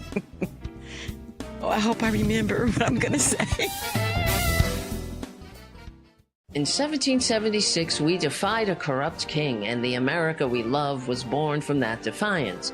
Now it's time to do it again. America is in crisis, but patriots across the country are standing up to save her for ourselves and our posterity. Show your support with the No King's lapel pin, a 1-inch by 1-inch standard American flag lapel pin embedded with our No King symbol. So much better than that tacky red hat. It's a subtle but powerful way to say you've had enough of wannabe dictators and you're doing something about it. Every day, keep our movement going by wearing this pin that clearly says what freedom-loving Americans are thinking. There are no kings in America, and there never will be. Go to store.politicalvoicesnetwork.com. That's store.politicalvoicesnetwork.com. Get your No Kings lapel pin now. Check Up on Health with Chris Whitting. Could Metropolis really be safer than Mayberry? Dr. Sage Myers from the University of Pennsylvania led a study that found if you live in the country, your chance of dying from an accident or injury is 20% greater. The first thing that comes to people's mind is intentional injuries, so people that are actually out to hurt you or you hurting yourself. This is combining those and unintentional injuries, accidents, all together to look overall at your safety, overall at your risk. So what are the biggest risks? The thing I think that really drove these findings was motor vehicle accidents, and motor vehicle accidents happen at a much higher rate in rural areas than they do in urban areas. Homicide is higher in urban areas than it is in rural areas. But overall, your risk of death from a homicide is just so much smaller than your risk of death from an accidental injury that difference gets wiped out when you look at all injuries together. With Checkup on Health, I'm Chris Whitting. Because facts matter. You're listening to WCPT 820.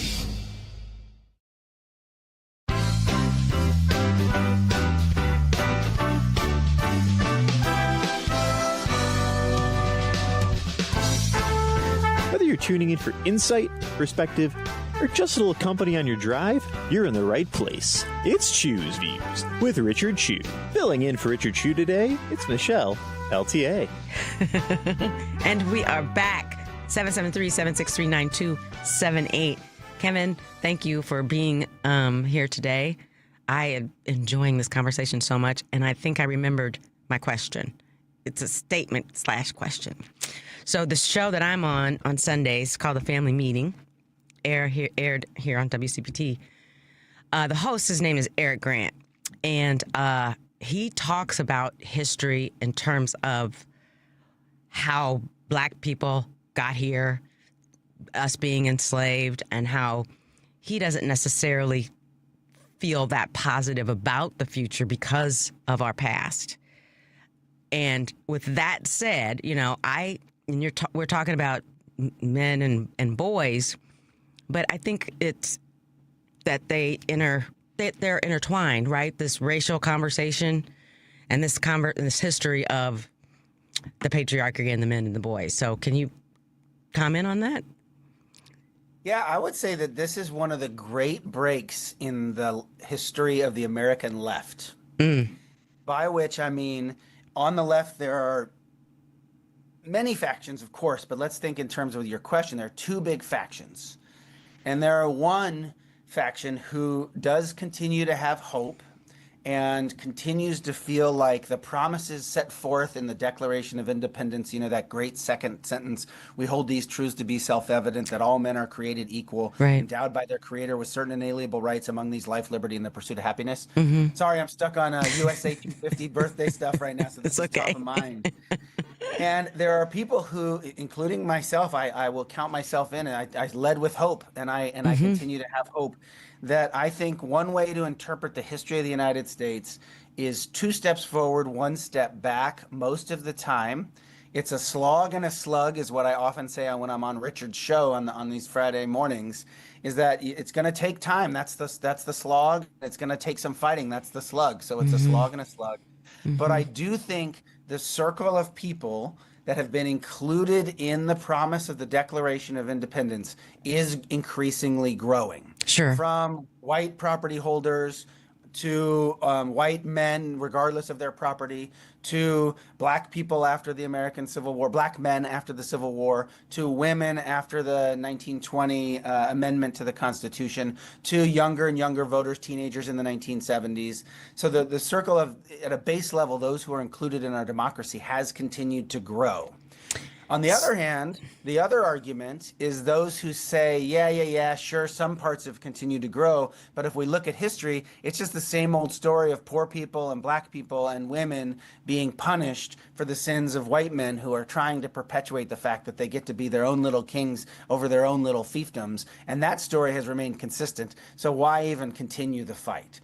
So it's the hopeful, this expanding circle of the we is growing versus it's the same old story, same old story.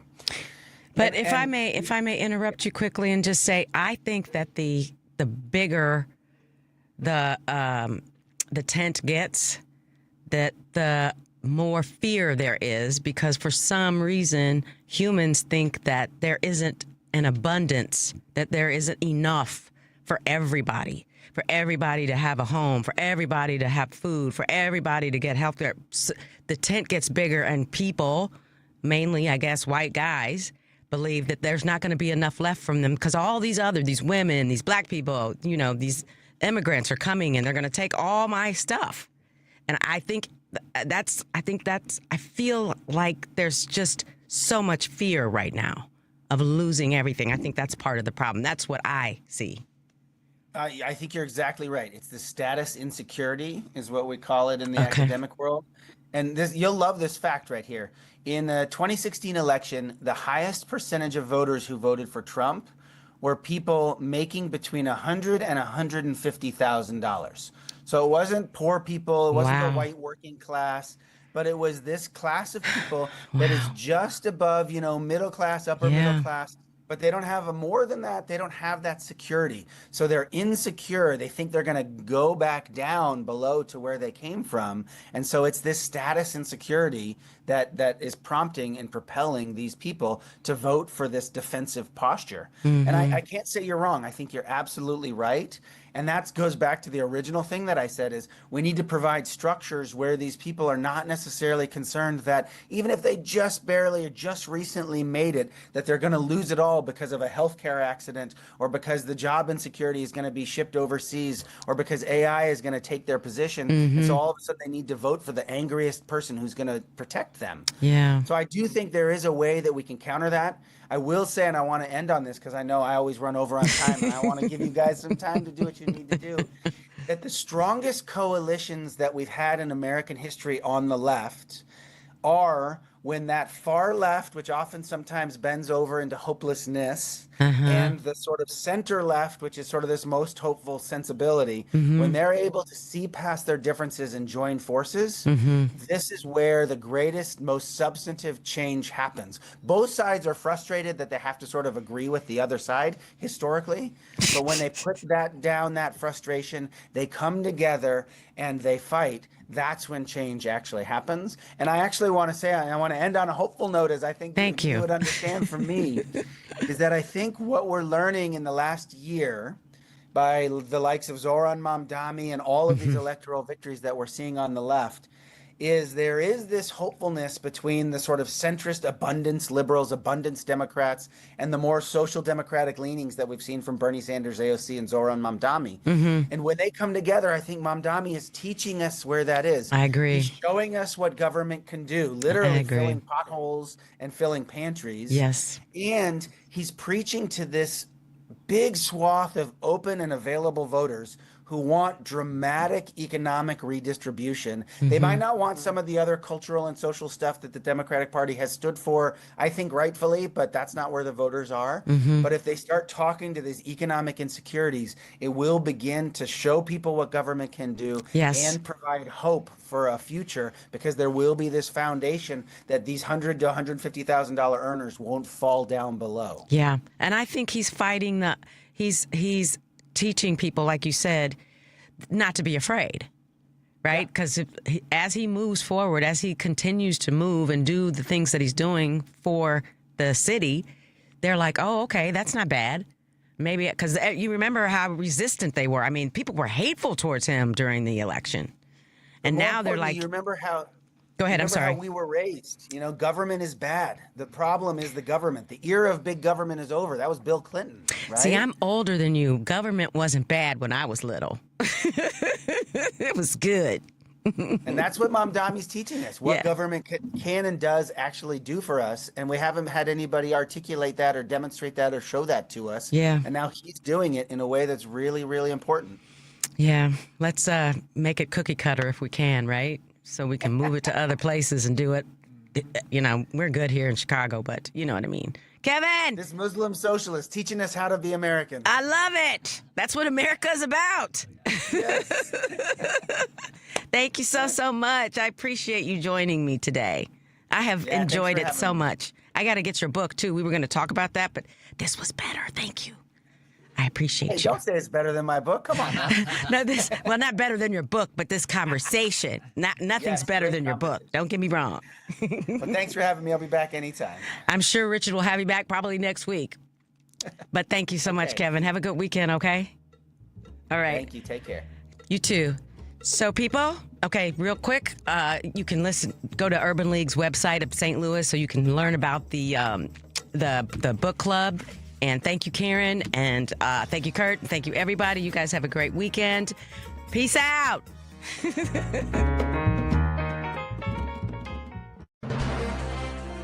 AP News, I'm Marcela Sanchez. An AP investigation has found that ICE has been hiring people with questionable qualifications. AP correspondent Donna Warder has more. Recently, U.S. Immigration and Customs Enforcement hired 12,000 new officers and special agents to help carry out mass deportations.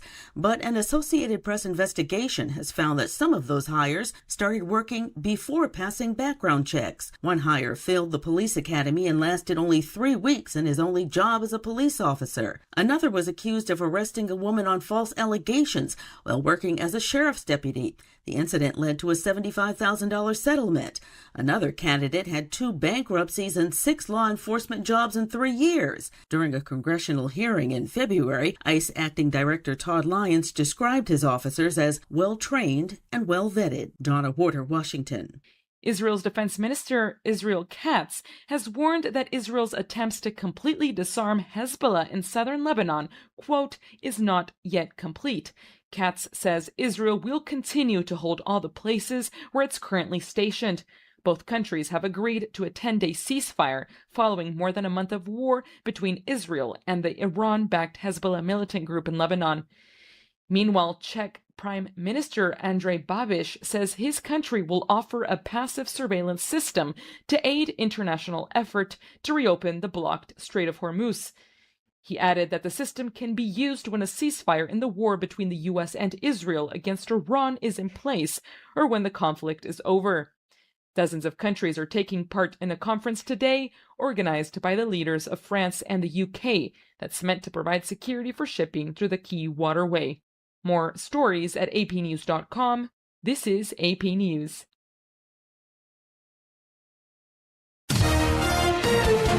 AP Sports, I'm Gethin Coolbaugh. Mike Trout homered for the 5th time in 4 games when he hit a 446-foot drive in the 7th inning to overshadow Aaron Judge's homer in the Angels' 11-4 rout of the Yankees. The 3-time MVP joined Jimmy Fox, Darrell Evans, and George Bell as the 4th player with 5 homers in a series against the Yankees. In golf, Ludwig Åberg has the early lead at the RBC Heritage with a bogey-free 63 at Harbor Town. It was a really good day. Anytime you are bogey-free and you make 8 birdies, it's a good day. NBA, the Lakers' Luka Doncic and the Pistons' Cade Cunningham will be eligible for NBA awards based on the extraordinary circumstances provision. WNBA, the Lynx re-signed 5-time All-Star forward Nafisa Collier, and NHL, Oilers star Connor McDavid won his 6th Art Ross Trophy as the league's scoring champion. I'm Marcela Sanchez, AP News.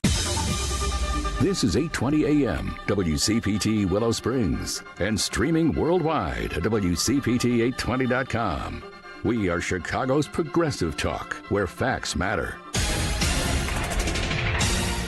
Now your WCPT 820 weather update. From the Weatherology Weather Center, I'm meteorologist Jennifer Wojcicki. We'll see mostly sunny skies here for today with a high in the lower 80s. Breezy winds out of the south increased around 15 to 20 miles per hour, gusting as high as 30. And then for tonight, a chance for showers and thunderstorms, cloudy, a low near 46. Saturday, a slight chance for rain early on. Skies will become mostly sunny, a high around 51 degrees. That's your latest Chicago weather update. Currently, it's 54. This is Chicago's Progressive Talk, 8:20 a.m. WCPT Willow Springs and online at WCPT820.com, where facts matter. For the ones who get it done, Grainger offers the professional-grade products you need, delivered when and where you need them. Call, clickgrainger.com, or just stop by. This is WCPT telling you how you can shop blue. Let's take a look at some toy companies that support the Democratic Party. Mattel. In 2024, Mattel gave one gift to a political action committee. And that political action committee supported Democratic policies. Hasbro. Hasbro doesn't give to politics as a company. However, some of their senior leaders and employees do. And in 2024, 85% of their donations went to the Democrat Party. Lego. Lego doesn't give to politics as a company as they're not even located in the U.S. But some of their senior leaders make donations, and while they are very small, since 2016, 100% of Lego's donations went to Democratic candidates. Funko. Funko doesn't give to politics as a company, but some of their senior leaders and employees do, and they tend to lean more Democrat, with 54% of their donations going to Kamala Harris's campaign in 2024. This has been WCPT telling you how you can shop blue. Save big on everything you need for your vehicle at Menards. Good maintenance equals longer vehicle life, and Menards carries automotive products to help keep your vehicle on the road. Protect your engine with Valvoline high-mileage synthetic blend motor oil. It's proven to maximize engine life in vehicles with 75,000 miles or more. Save big money on Valvoline motor oil. Plus, check out our weekly flyer on Menards.com for more great deals happening this week. Save big money at Menards. Tell me how you're doing, really. Tell me that you missed the bus this morning, your rent's past due, and your stress level has skyrocketed. I'm here for you, to listen, not judge, to connect you to local mental health resources. No matter what you're going through, specialists like me from NAMI Chicago Helpline are here for you. Call or text Helpline to 833-626-4244. That's 833-626-4244. Hey Google, play WCPT. Streaming Chicago's progressive talk from TuneIn.